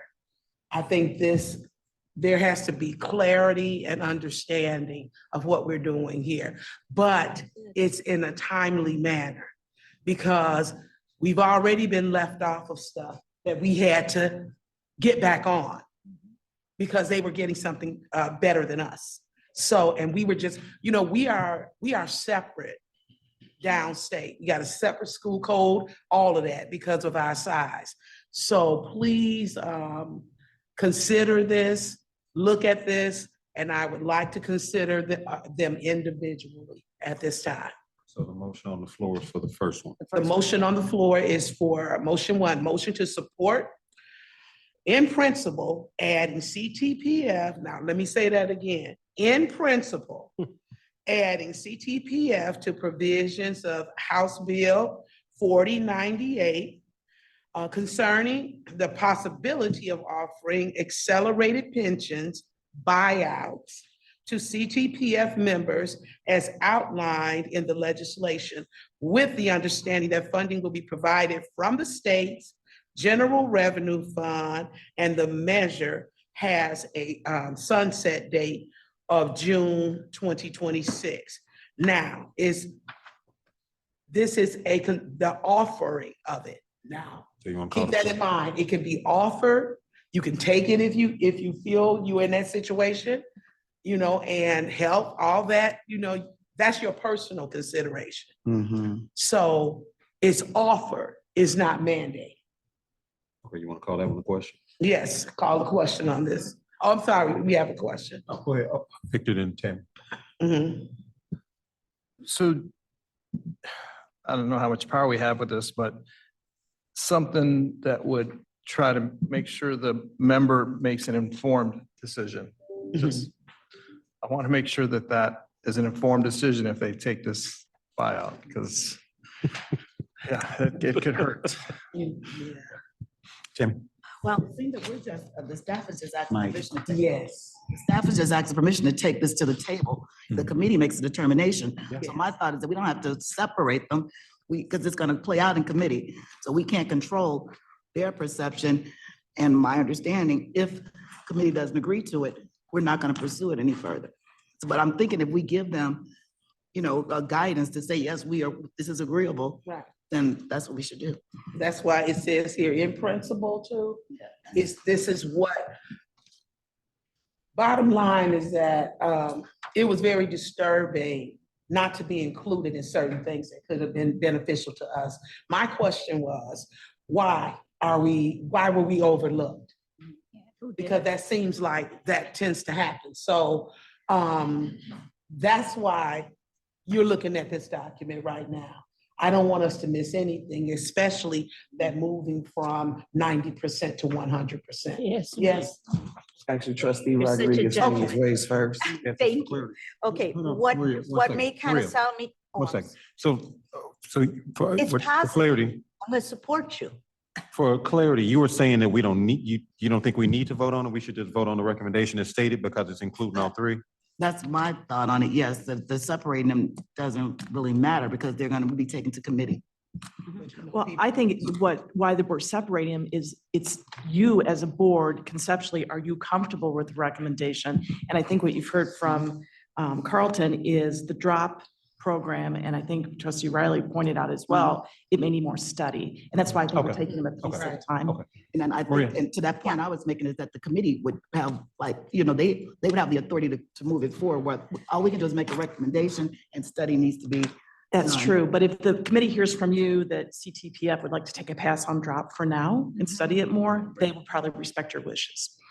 Okay. Absolutely. Okay, Maria. And then it depends who's on the committee. So, but what I'm looking at, the hard copy page on 27 at the bottom where it says, the funding schedule be based on 100% funding by 2050 instead of 90% by 2059. And I think to me that may be, and I hope I'm getting it right, that may be the selling point. Anytime we can get that funding level sooner, I mean. Extending the time, I don't know. You agree with me, Jackie? Say Yes, yeah. I do. No, I'm saying that's positive. That's great. Yeah, that for me may be the selling point, is my point. So if somebody else is undecided also, that's something they might want to look at to consider. I don't know. Just a statement. Thank you. Okay, so it sounds like we all are okay with everything except the drop, right? It's what I think the general, okay, maybe not, okay. I'm confused about the drop. And, but what my bigger question is, I guess, these are all things that are going, all provisions that are going before the state. They are currently going before the state now. With other With- systems. With other systems. So whether we, so my issue is, if everybody else has it, we should have it too, whether we choose to exercise it or not. But the fact that I don't think that it's wise of us to say, well, maybe we don't want to do the drop because we don't maybe necessarily, and Lord knows I don't understand it. I'll be first to admit in this moment. And once I do understand it, if I realize it's something that might be beneficial to us, and then, but we've let that boat sail, then I'm gonna feel real stupid. So I guess to the point that Trustee Vincent was just making, Get it out there. I kind of think that it might be better to consider it all, to allow it to be considered, because there is still another committee meeting that's gonna happen before our next board meeting. So whatever happens in that committee meeting could then inform the next steps that we take, because we're going into that committee meeting with the intention of really hearing and understanding how this is going to benefit us as a whole. And so, I mean, I'll support piecemealing it if that's the will of the board, but I kind of think I agree with Trustee Vincent that maybe we should just send this to committee, send the whole package, and then then let's, you know, if it's something in it later on that we decide, oh, but that's not gonna be good for CTPF, we should be able to make a policy based on our own fund. If we decide that that may not be something that we as a fund want to do, I don't think the law would require us to do it if we, or it would, well. But the other part of that though is, so a 6 one way, half a dozen another, because then if we have it and it's beneficial to us, then, you know, it's beneficial to our members. But if we are not included and it's beneficial, you know, now we're out of options. Now we gotta go back and lobby the state again to try to be included when we have the opportunity to be included now. It's called having a seat at the table, a voice at the Right. table. Thank you. Right. So I don't think that we should limit our seat at the table in this discussion while this is being crafted, even because the questions that we do have maybe can be brought up in those committees so that we can make sure that the legislation is crafted in a way that is beneficial to beneficiaries of the pension fund, as well as, you know, our pension fund as a whole. Now, point of information, we decided to separate them so that we could have this discussion. Right. Okay, and then you would ask questions and look further and read further, because the drop program would be optional, period. Yeah. An example of that, which we did discuss real quickly, say you have a terminal illness and you need that money right away, and you don't think you're gonna, you know, you don't think you're gonna make it to your, you know, age of, you know, where you can actually put that money in there, or retirement, where you're gonna get your retirement check. You can have that money up front, but it's optional. I want y'all to keep that word in mind. It's optional. Right. I don't think that anybody in under any circumstances should give up options. I agree. Because I like to have a lot of options. Me That's just too. me. But I just wanted to clarify that. Now, if we want to go back to, once we hear from Trustee Nelson, if we want to go back to putting them together after Trustee Nelson, we need to close discussion on this. But this is exactly what we wanted to happen. So you all would consider it. That's all we want. It was offensive to me that there were several things that CTPF was not included in. So I just want to be at the table. When said Tanya was first in, Lois. Statement you just made, which provision is it in? Okay.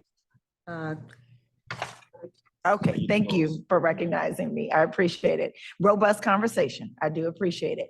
I would like to kind of go back to and I think you were taking us there, to dividing up the three motions so that we can have discussion on each one of them. So I feel like right now, at least for my own edification, some of the issues are being confounded. And I do want to make sure that we all have an opportunity to go on record regarding our opinion about each of the items.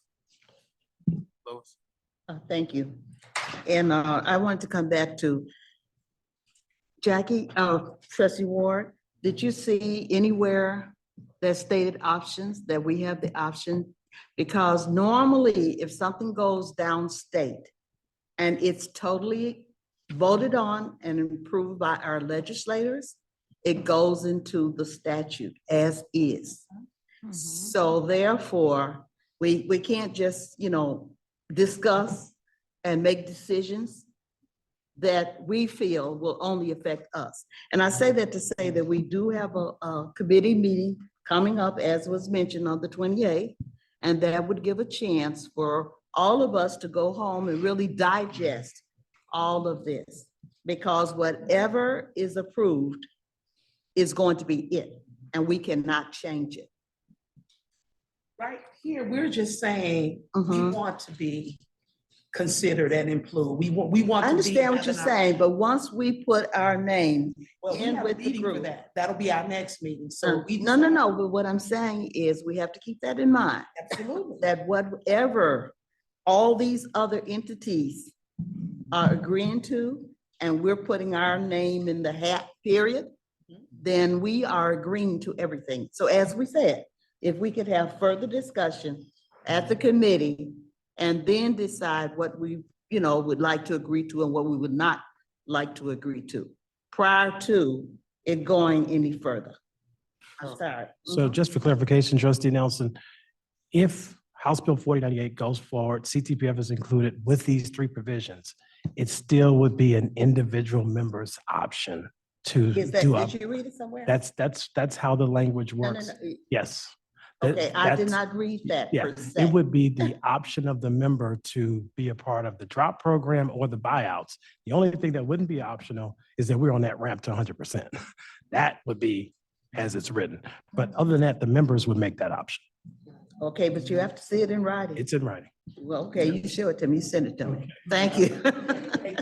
So I want to call a question right now, so that we've had robust discussion, exactly what we were counting on. So calling the question. And that's what I originally asked, except I use the word table. I should have left the word table. And just for clarity, we're taking the first piece, which is the motion that has been made and seconded on the buyout provision.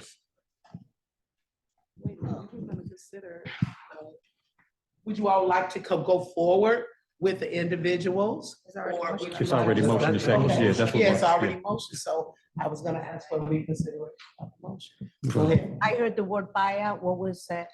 Because I couldn't hear. What Attorney Clifford. And it's- Motion one. Yeah, and that was to add in principle CTPF to the provisions of House Bill 4098 concerning the possibility of offering accelerated pensions buyouts to CTPF members.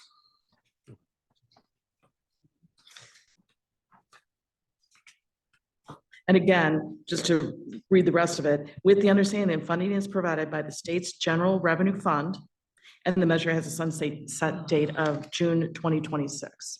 Okay. We're ready. All right, I had trustee Riley motioned and trustee Washington seconded that, correct? All right, trustee Blackwell, Yes. trustee Nelson, Abstain? trustee Ochoa, Yes. trustee Price Ward, Yes. trustee Riley, Yes. trustee Rodriguez, Abstain at this time. trustee Travlos, Yes. trustee Benson, Yes. trustee Washington, Yes. trustee Weiss, Yes. trustee Woods. Yes. Thank you. That's 9 ayes and 2 abstentions. The second motion is to motion to support in principle adding CTPF to the provisions of House Bill 4098 concerning establishment of a deferred retirement option plan. Consider the drop for CTPF members. Is there a second? Second. Oh, go ahead. Motion is made by Whoever. trustee Price. Right, Ward, whatever you seconded want. by Trustee Washington. Okay. All the questions? You trustee Blackwell, Yes. trustee Nelson, Abstain? I don't know. trustee Ochoa, Yes. trustee Price Ward, Yes. trustee Riley, Yes, I'm sorry, I'm dreaming here. trustee Rodriguez, Abstain. trustee Travlos, Yes. trustee Benson, Yes. trustee Washington, Yes. trustee Weiss, Yes. trustee Woods. Yes. That is 9 ayes and 2 abstentions. Motion number 3. A proposed motion would be to, motion to support in principle adding CTPF to the provisions of HB 4098 that would require the funding schedule to be based on 100% funding by 2050 instead of 90% by 2059 to mirror the changes provided to the state. Now, I'd like to just say that I said move it down to 150. They said 155. I said to 50 to 2050. So. I just want to comment, this would be huge if we Yes, got it this would. passed. That's awesome. 100% funding goals are the right way to do this. And I would like to just add this. Everybody else would be 2045, correct? 2045 at 100%. And they wanted to put us out 2050. 2050. Oh, they Yes, were. oh, but no, I'm saying us to 2050 within everybody else. They're 2050. That's what They're all moving. 2050. Oh, They're okay. moving back. They went We're to moving- 2059. Woo, that's great. Yeah. All right. Call the question. Not the stepchild. 20. Call the question, please. The second. Second, who seconded? Second. Thank you. Oh, I'm sorry. Phil, I'm sorry. I backed off, I let. Doesn't matter. So Washington. did- Madam Chair, can we have discussion before we vote? Yes. I'm sorry, is there a motion on the floor? Yeah, Jackie Yes, made it's it, on Phil the floor. The seconded. motion Made is it on the floor. Yeah, Okay. Phil Yes. seconded, and Tanya had a question. Okay. All right, thank you so very, is the chair acknowledging me or someone else? I'm acknowledging you. Okay, thank you. I appreciate it. Yes. So the concern I have with proposed motion number 3, to be clear, the motion is to support in principle, which for me is the operative word, adding CTPF to the provisions of HB 4098 that would require, also substantial, the funding schedule to be based upon 100% funding by 2050 instead of the 90% by 2059, which is at where we are currently, to mirror the change proposed by the other systems. So the 2 material words for me are in principle, phrase in principle, and required. The hesitation that I sense, as well as maybe some of the other fellow trustees and the unreadiness in the room, is around how that's going to be achieved. Unlike proposed motion 1 and 2, which allows people to opt in or opt not or opt out at the retirees level, the choice is left up to them. This proposed motion is very different than the other 2 because it requires us to give direction to our lobbyists or to whoever's advocating on our behalf as to what direction we want to go. So I can comfortably say, we certainly want 100% funding because that is, that's best practice. We all want that. I think the concern that I have is the lack of information about how we get there. We are in a position right now where we know that there's a levy, there is obviously a CBOE contribution, but this is very significant considering that we're moving up the timeline by almost 10 years to get us to 100% funding. And so without those answers or even some indication on how we would proceed, I do feel as though this locks us into a direction that maybe we're not prepared to go in yet. I fully appreciate the fact that you want to be on the bus when it's moving, and especially this moving train that we have in this administration right now, because if you're not there, trying to get at it later can be a Herculean task, to say the least. So I can fully appreciate that. But I do believe that there's some more information, especially because it impacts, and we just heard a previous presentation, where does the money come from? That we need some more answers before we can just ask the lobbyists to start asking for this. Thank you, Madam Chair. I believe. Victor's next. I was asking Victor, Carlton, did you want okay. to speak to Tanya's comment? Okay, did you have any comments? Yes. Yeah, and Trustee Woods and I had this conversation during the pre-board, and she's absolutely right. We don't know, other than what we heard from our actuaries, that the cost would be substantial to CPS and to the state. But in other pre-boards, the conversation was, well, look at the impact on not being on a path to 100%. So it's time for CPS and the state to pay. So regardless of what the cost is, we should be on that ramp. But to Trustee Wood's point, we don't know the number right now. I was just going to ask Carlton to elaborate, so I don't need to ask. I would just kind of to piggyback on what you just said. The other thing that I'm thinking about, because you make a very valid point, which was the first thing that I was thinking. But then the other thing that I'm thinking is, at the risk of sounding a certain way, that's for them to figure out. Because just like they figured it out by not putting the money in for 10 plus years and creating this mess, they need to also figure out how to get us out of it. Because what concerns me is, in 2059, I'll be 80 years old. And I'm planning to still be here. I would have been on my pension benefits for a while. And I'm not going to understand if somebody come telling me it's not enough there to pay it, because we didn't take some steps today that would have remedied this. So that's the problem with playing catch up. But the problem is we keep playing catch up and the state keeps allowing it because they keep setting laws that allows that to happen. And so if we can get the state, while we have a General Assembly that seems to be trying to right some wrongs, I think it's more beneficial for us to go on and get on the boat and right those wrongs. And if we got to sit around and round table how we get it together, that may become a conversation between the state, the city, the board, the unions, whatever. But we need to figure out a serious way to get there, because we need to get there. And then this, from the city perspective, you're not paying hundreds of millions of dollars every year if you can get to 100%. You know, the thing is, it's if you do a cost benefit analysis, you know, it makes sense to pay it up front to the best of our ability. But the $1 million question, you're absolutely right. How are we gonna pay it? Who we gonna take it from? What we gonna do? They're gonna probably start ticketing everybody if the grass is beyond 2 inches or whatever.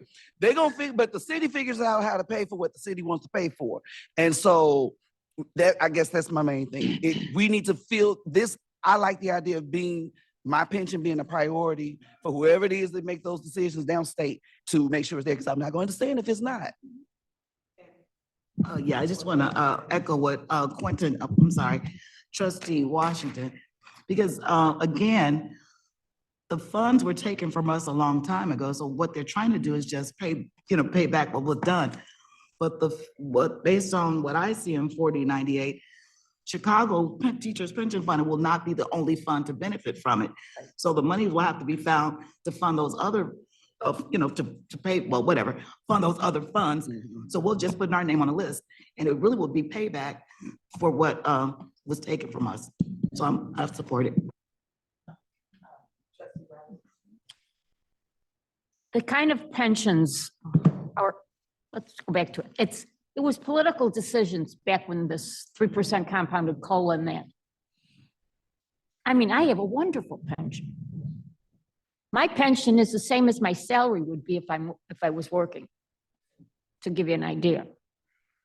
So it's a 6-figure pension. Is that justifiable? I don't think so. I'm happy to have it.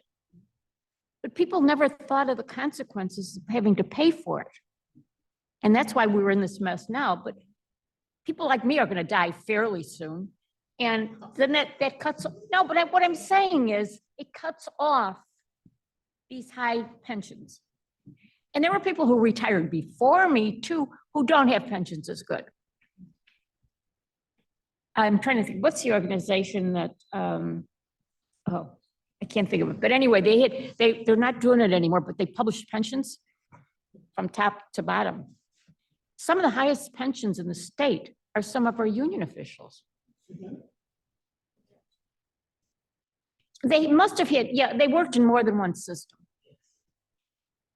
But what we need is a pension that provides us with a livable retirement, not make us rich. And true, we only contributed 2%. That's not true at all anymore. 2 of the 9. So anyway, it's just history, but there is a need for change. Did you call the question? Excuse me, I have one more question. Okay, I didn't know. Okay. That's why I'm asking. 'Cause Woods. I appreciate that. Thank you, Madam Chair. To your point, trustee, about the historical and how we got here, I fully appreciate that. And it is certainly our courageous and brave duty to be able to step up and correct that wrong in the most responsible way that we can. If we were having a conversation, Trustee Washington, about the bottom line hitting the individual retiree's pocket, we would be up in arms, right? So similarly, the public is out there also. Some of them are watching and some are not, as to how it's going to hit their pockets. So as I mentioned in a previous conversation about our legislative teams working together, I think this is another opportunity where we can do that. Because the first phrase, in principle, absolutely. We want to see that happen so that we don't find ourselves in the same historical problem. And we might, in our lifetime, with all of us, including you, might be able to fix this, right? Right. But I mean, I've been retired 21 years. So. The question before us is at this moment, though, how will it impact the taxpayers? How will it impact not the taxpayers who are also paying taxes to serve children and families? So it's not about only the retirees and what's going to hit them in their pocket, but it's all of us in a different way. And so I feel it's my responsibility to lift that up, if you will, for those who are watching, for those who are, how does this affect me, to say that there are a lot of unanswered questions. And I can certainly appreciate your enthusiasm, letting them figure it out, but the them ultimately does become us, because then that's another line item in your property taxes bill that's going to go up. And while you may understand it and we may understand it, there are going to be millions of other people who will not understand it. So there's that time that I ask that we take before we just say the blanket yes, go forward, because that train is moving quickly. And we may not get an opportunity to be consulted as that train is moving as to how we get there. That might not happen. So I can appreciate the conversation about we don't want to be left out, but I want us to also understand the gravity and the consequences that may result. Thank you. Okay, this is the time. Okay, it's quick. I'm always quick, Thank you. And I'd like to refer back to what Trustee Lewis just said. It's that folks are who were on the pension board in 1995 who agreed to that. Oh, yeah. Money taken from the fund because it looked reasonable. They regret it now. Absolutely. I was there. So you have to think in terms of the whole picture. And remember, the union went along with that too. It was brought up at the House of Delegates. At that time certain for debate to end. So therefore, I'm calling. Yes, thank you. Sorry, I'm talking too much. Trustee Blackwell? Trustee Nelson? No. Trustee Ochoa? Yes. Trustee Price Ward? Yes and yes. Riley? Yes. Trustee Rodriguez? Yes. Trustee Travelos? Yes.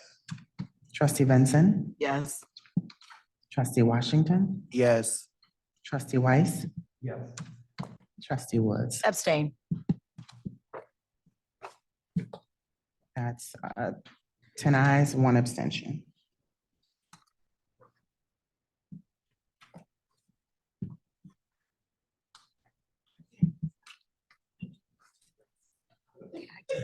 I have for a while, but we should be stopping pretty soon.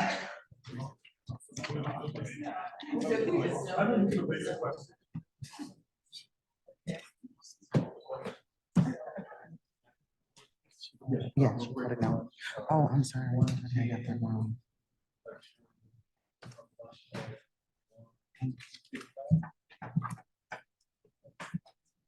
Yeah, that's okay.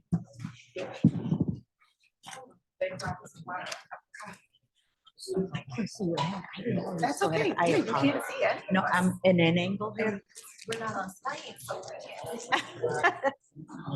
When we come back from lunch, correct this because I said 10 and 1 and it was actually 911.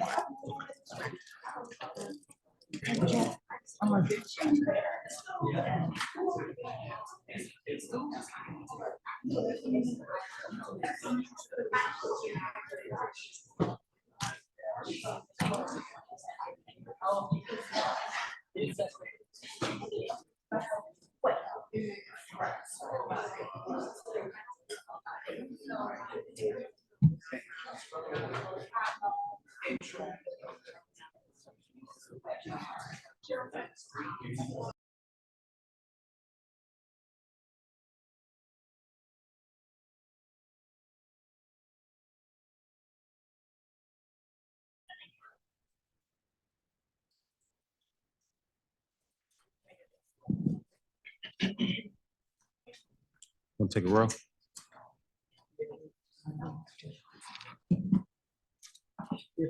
Yep, thank you.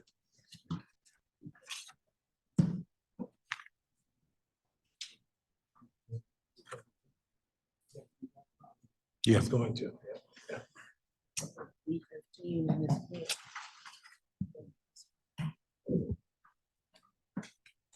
All right. For afternoon roll call, Trustee Blackwell? Present. Trustee Nelson? Here. Trustee Ochoa? Present. Trustee Price Ward? Present. Trustee Riley? Present. Trustee Rodriguez? Present. Trustee Pablos? Here. Trustee Benson? Here. Trustee Washington? Present. Trustee Weiss? Present, thanks. And Trustee Woods? Present. Thank you. So now you're the caboose. Good, that takes us. Bill's been the caboose all this time. Now you get. I get to Second. speak? My wife doesn't even let me speak. What do you mean? No, I'm just kidding. I'm No, I'm just talking about in the order of things. just trying to get everything ready. Are we beginning? Yeah, that takes us to 10, report on the committee on, I'm sorry, investment chair, investment consultant, investment staff. Phil. Great. Welcome back. Let's see if we can finish strong today, right? I'm going to start off. So there are, with the prohibited vendor list, there are 2 RFPs. So the 2 RFPs that are out, one is the international equity and one is the private credit that we heard about briefly earlier when we passed the motion. So those are in a quiet period until the contract is completed. We've received 66 responses on the international equity search. If you take a moment, I was just looking it up. You can to look at the prohibited vendor list for names of the respondents. Particular attention should be paid to the names of the existing managers who responded to this search. All discussions should reference existing accounts and performance and not accounts and funds submitted as part of the RFP. So if in your books or information, it's on page 328 and 329, just so you could see who the watch list items are, as well as who's in the quiet period, just so we're careful to follow our codified rules here. That's the first part. The second part, I'll move on to the first Friday. So we had first Friday meeting, August 4th, 2023. Thank you for the staff and our consultants and the trustees who were able to attend. We first heard from Development Partners and the International LLP. They presented an African-focused private equity strategy. I don't know if I need to go too into detail because we do cover it in committee. I'll say pacing study on private equity will be done in 2024 to assess how CTPF can possibly allocate to the new PE private equity funds and new thinking. The target allocation of private equity remains at the modified target of 8%, and I think we're sitting a little bit over 8 right now. Following developmental partners, we heard from Advanced Finance Investment Group, LLC. They're from Senegal. They presented another African-focused private equity strategy. I'm just going to read the notes here. Investment staff and Callan are going to provide additional insight into AFIG's Fund 2, and will report back to the trustees sometime in the future. Third, we heard from Sango Capital out of South Africa. They presented another African-focused private equity strategy. They focused on high-growth middle-market private equity across African continent. This was an intriguing presentation since the firm's fee structure is both combined fund of funds and direct. Sango Private Equity Fund 4 is somewhat more concentrated. And just in general, as we look at African different investments, there's a lot of development that still is happening in Africa. And so it's an intriguing market, and there's development that needs to happen so that opportunities are attractive. And so with the fourth presentation, Bayless Emerging Market and MWDB out of New York, they presented an African-focused private equity strategy. Bayless acts as a U.S. conduit for global capital in the African markets. Just to note, so Generation 2.0 investing in Africa is attuned to ESG impact and truly adopted a global citizen mindset in terms of the impact it can make on the environment. It is believed that once there is collaboration across underserved industries, such as energy and telecommunications, a multitude of ideas will be generated. And I think what was important and what we took out of that, besides looking at these different strategies, was just that there's a lot of development that's happening. There needs to be more development in Africa, and we have different strategies we're looking at that will be in our essentially Rolodex of options that we'll look at moving forward. And if they're appropriate, we'll make recommendations to the board. The follow-up meeting, we'll have our next investment committee meeting will be held Tuesday, October 24th, 2023 at 9:30 in the morning. So I want to thank you, and I want to thank the trustees who attended, and Callan, as well as our staff. And I thought it was a very nice meeting. So thank you very much. And thank you. Yes, I'm sorry. Is there any thought to asking Africa to bring us progress more often? Not necessarily in person, it can be Zoom. But it seems like we went so long without ever hearing from them. The ones that we currently invest in, Right.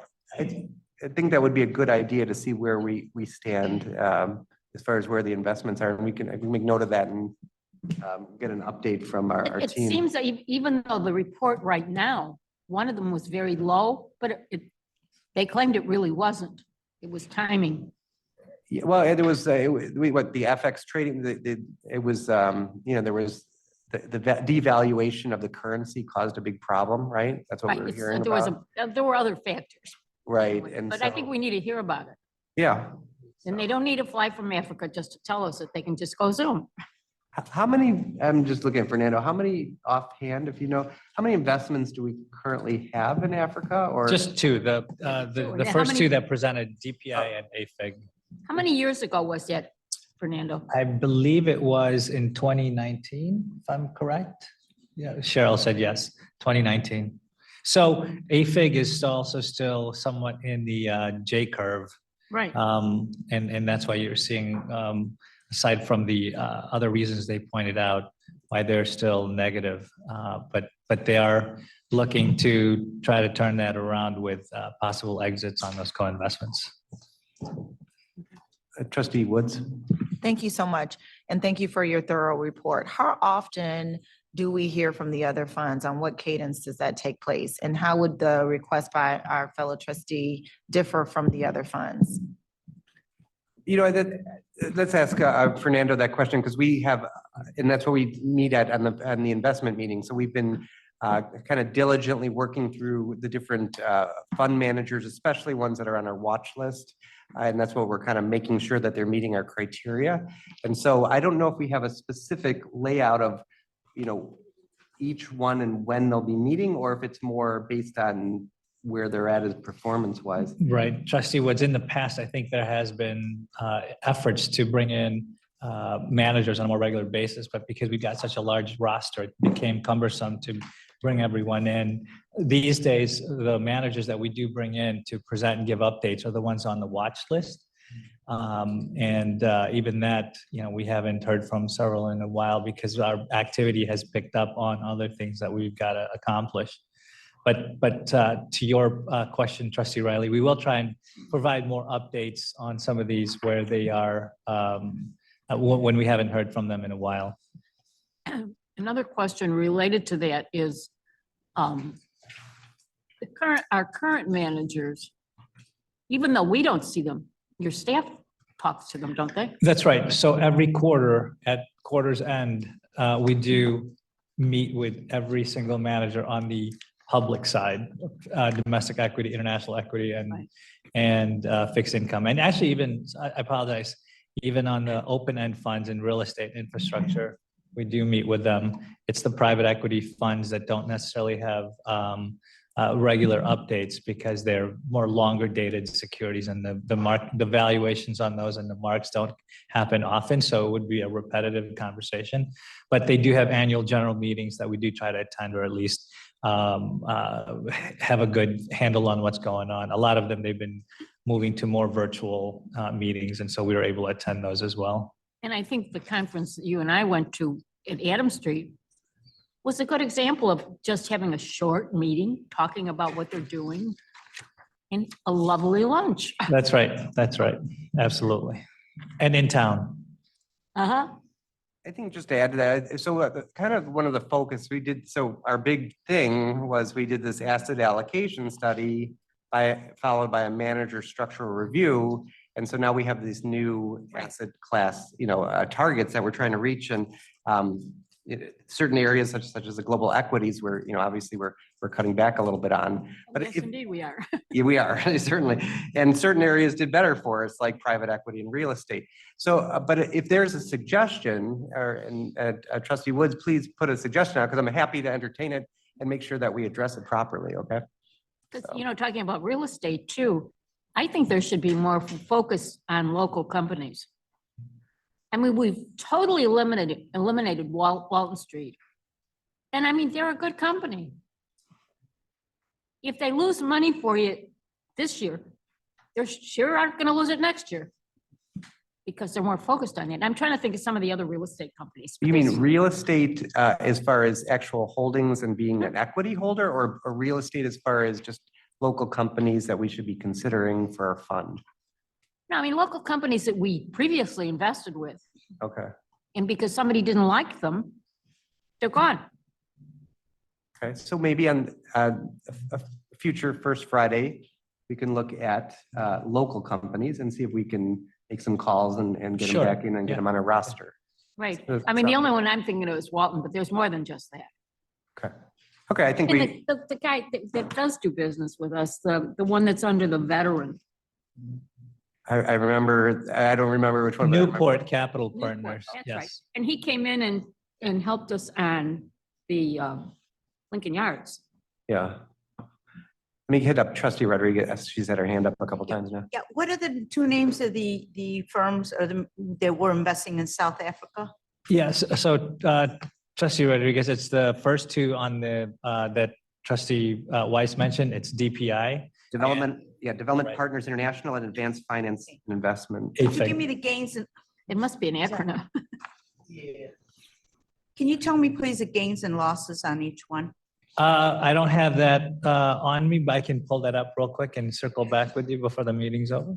To all of us then? Yeah, yes, definitely. Thank you.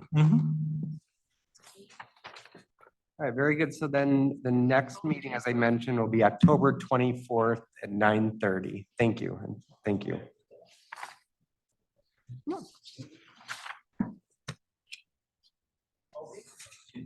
They are, but it didn't look like it.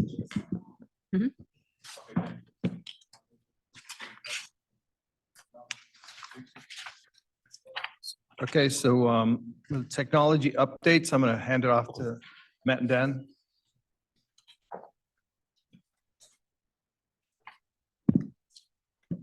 Good afternoon. So normally we're giving you updates on Project 125. That's taking up most of the time within technology these days. But today we're going to give a little bit of an update on some of the other projects that are going on. So I'm going to scroll to the next. We have several that are recently completed or in progress. We still do have to maintain our systems even though we are replacing them all with Project 125. But for various reasons, we'll have new rules, just maintenance. We'll have to still continue to modify our current systems. One of the more recent projects we completed were enhancements to our employer portal. That's the website that our employers will log onto to submit employee data to us. There were additional integrations made into ISB. So we are getting the employees, the teachers' licensure information. So this is giving the employers a way to see who they should be reporting for, making sure we're collecting contributions and data for the right people. We've also had to remove functionality to report on third-party members. So these are people who are hired through a third-party employer to work at the schools. And based on recent administrative changes, we no longer are collecting data on those. Another recently completed project was our W4R tax form implementation. So IRS made some changes to W4P and W4R tax forms effective beginning of this year. And we had to implement those into our systems. So we had already completed the W4P changes. We reported on that previously.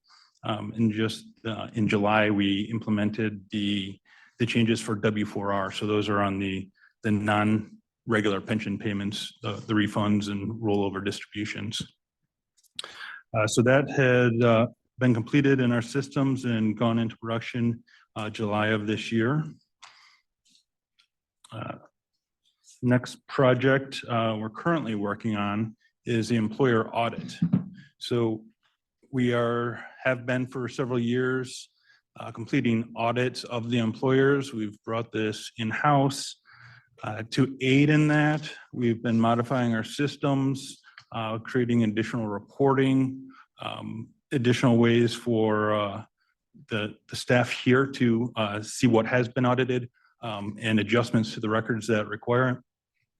That is getting close to completion. We're wrapping up the final stages, going through final testing, and we plan to deploy that next month. Another current project just underway is our Tier 2 implementation. So as we know, we have Tier 2. No one can retire without 10 years of service. So it's been just over 10 years now. So we're at the point where we will be receiving retirement applications of Tier 2 members. We've actually had a couple already. So we're modifying our systems to handle that, putting all the new rules in, checking the eligibility, the new calculations. A lot of the work had been done previously to make sure that the calculations come out correctly. But actually implementing it so it's all automated, part of our regular process, that's happening right now. We just started development this month, and that will continue through the beginning of next calendar year. And infrastructure modernization, this is ongoing. So yeah, we're always going to try to keep our systems, our underlying servers up to date. Recently implemented, we've continued to migrate a lot of our data to the cloud. And we continue to upgrade servers with security patches, performance improvements. Ongoing, we're going to continue to do those upgrades. We just recently begun an IT risk assessment. So we have a firm that is beginning work on that, starting out with the interviews of staff across the business and within IT to understand our processes, our controls for all of our IT systems. And then we'll use those recommendations to make changes. And that, I think, is where we stand with our current projects. Any questions? Just a comment, when you mentioned tier 2, we did get the information from our executive director. I approximately staff 125 plus 102 employees, correct? Are tier 2? Yeah, 101. 100 and what? Yep. A 1, I'm sorry, 101. I'm one of them. Oh.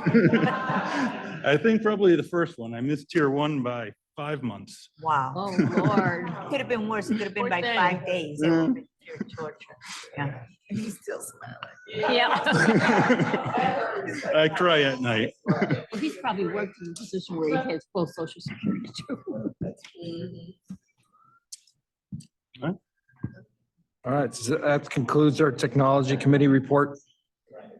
We'll certainly try to make the right decisions for you. Okay, that takes us to 12, executive session. Oh, there's Dan sitting there ready, waiting for us.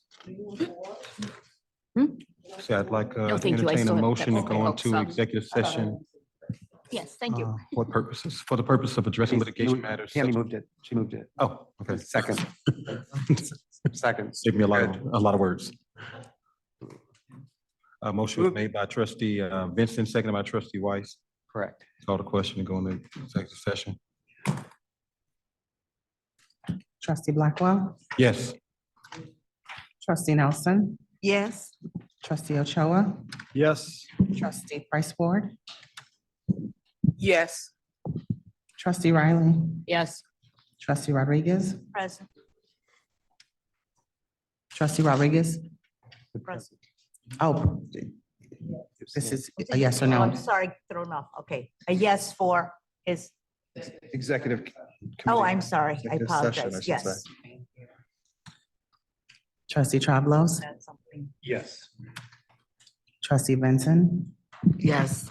trustee Washington, trustee Weiss, Yes. and trustee Woods. Yes. 11 ayes. Thank you.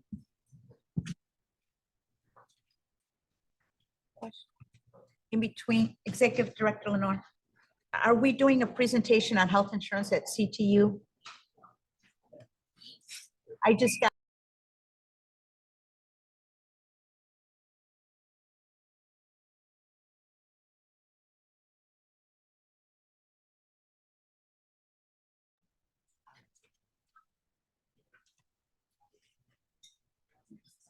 Okay. Trustee Blackwell, Present.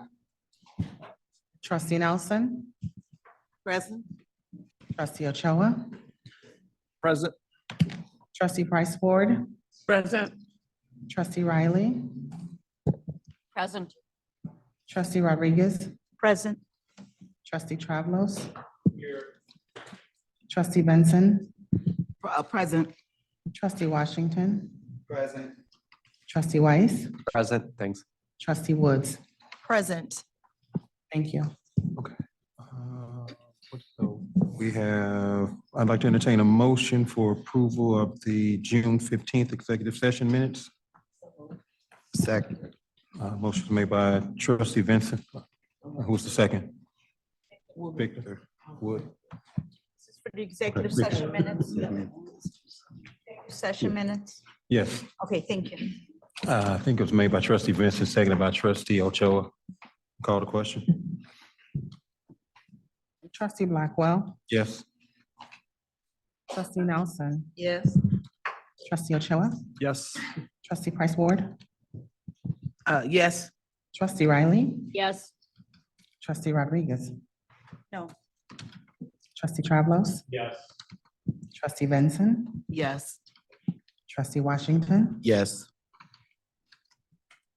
trustee Weiss, Yes. and trustee Woods. Yes. That is 10 ayes, 1 nay. That's the only item we have to vote on, right? Okay, unfinished business, new business, Lois had an item.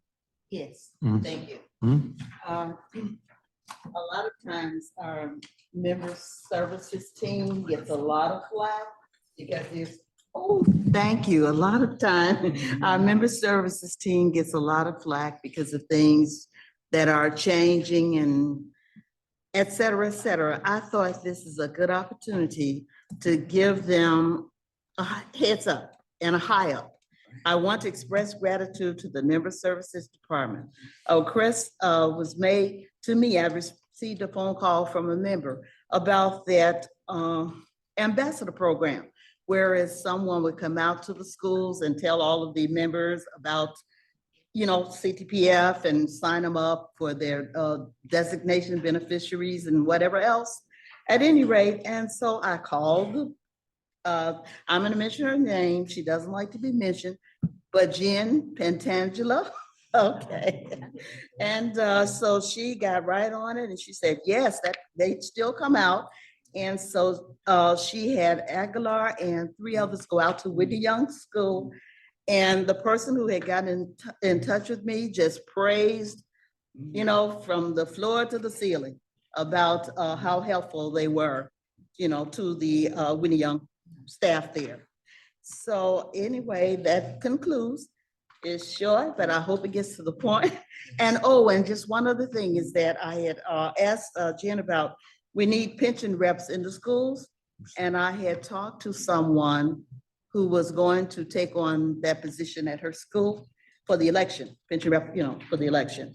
And at any rate, but we need the exact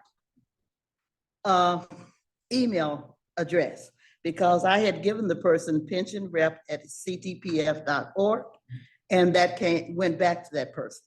So if we can, if it's okay, if Jen Ashley gives the correct. No, well, I'm sorry if she's not in the room. I thought she was just mentioned, but she can give it to me. Oh, okay, okay. Well, I don't know, but she said it went back to her. And I noticed that there are 61 schools that don't have pension reps right now. So at any rate. Okay, thank you. So that's it. Thank you. Okay. Thanks, Lois. About that, how do we reach out to the elementary schools since it's so much harder to get meetings with them? You know, high school teachers have a lot more flexibility. Well, the ambassador program went to both. All the school had to do was, you know, get in touch with member services, and someone would be sent out. Jen? I don't know. Yes. Can't do that, Jen. Thank you. Thank you to Brenda. Really, she's the one who deserves the credit. She's the one who runs that wonderful team and goes out there. So tomorrow we have 2 presentations at elementary schools. Oh, really? Okay. Yes. We embarked on a project as part of the strategic plan. We came up with a charter for our pension rep program. And we are sending regular messages to them, and we provide that email address that they can reach out to us and request a presentation. So we're trying pretty hard to get to them all. Because I wonder if it depends on the age of the faculty, whether they'd even be interested in pension issues.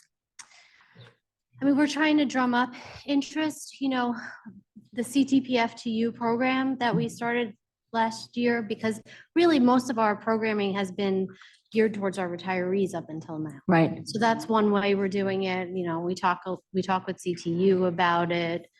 Connections like Trustee Nelson has made, some of it's word of mouth. I think people get excited when they get a little bit of a positive reinforcement and then the word spreads.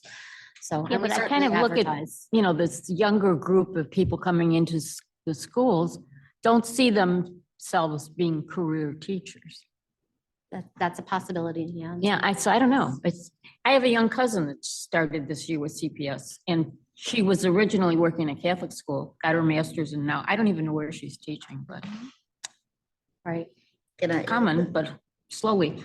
Yeah, we want to get out of here. I'll just Go add that the teacher who had someone come out from Whitney Young, at any rate, others are asking her, how can I get informed? And because it used to be that if the school contacts the services, then it's set up from that point. Right, right. And from here, when I was president, we used to go out a lot more often. And I didn't go by myself. I always had to go with somebody else. 'Cause Right. It was, Well, it was. had a team went. Right, no, but back then I wasn't assigned to the fund. I was president, but I would go with the executive. And then eventually I was here for 4 years, but I mean, it varied through my 11-year active career. Well, as an elementary school teacher, someone came to my school years ago. Yeah, I don't think anybody can. I mean, I think I dragged him, but other than that. Thanks, Jen. Can I make a motion to adjourn? can No, we still have unfinished That was business. Okay, I'm fine. We did unfinished business already. This is new business. I just wanted to mention for the trustees, if you haven't already, meet with Brian, Matt, or Dan on using Outlook for your email, because I had an email issue this morning. That's what took me so long. And they helped me and because the regular Outlook that was on your iPad, for whatever reason, it has issues and it doesn't alert you to various phishing scams. So the gentleman helped me this morning. And I said that I was going to make sure that I ask trustees to, next time you get a chance to meet up with them and see how to put Outlook on, because Outlook has a feature when you hit the 3 dots where you can eliminate the phishing scam that may come up. And it won't cause any damage to you or any harm. So please, if you have a chance. And I'm not leaving until one of them works with me because I haven't gotten email in over a week. Yeah, so Outlook is a lot easier too, and it has that Yeah. protection on it, so. Anything else for new business? Yeah, I don't, under new or unfinished business, but I had a couple of questions on the executive director's report, if I may at this time. Is it possible that you just email? No, because it was part of someone, it was part of his report about traveling to South Africa. So that's still possible that you email? Pardon? I said, is it still possible that you email them and we not? I would rather just, ask now and then that's the end of it and then we I end don't- this agenda. But I wanted to know, I don't know if that's I'm pertinent sorry? to ask right now. Could you just, would you not mind have a email correspondence regarding that? No, because I think everybody has the right to know we're at a full board meeting and I want total transparency. So there's no misunderstanding. But there's no one else that has an issue with it other than you. Pardon? You said there's no one else that has an issue with it other than you. That's why I asked you to do it private. Well, a lot of people, look, sometimes we're not getting all the material and if I didn't ask, no one I knows. don't think that's pertinent right Wow. now. I'd like to entertain a motion to adjourn. So moved. So denied, right? Okay. Not denied, I just No, asked I'll you get it. to. I'll get it out. Don't worry. I'll get it. I have no problem with that. Thank you. The You're motion was welcome. made by trustee Riley, seconded by trustee Price Ward.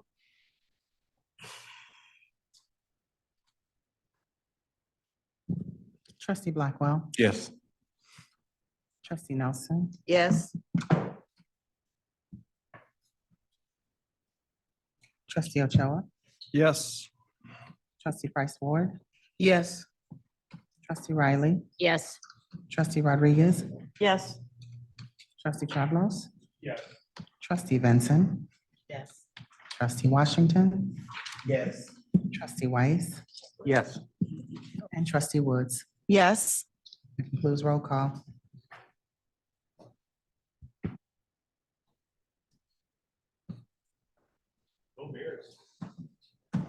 Yes, indeed.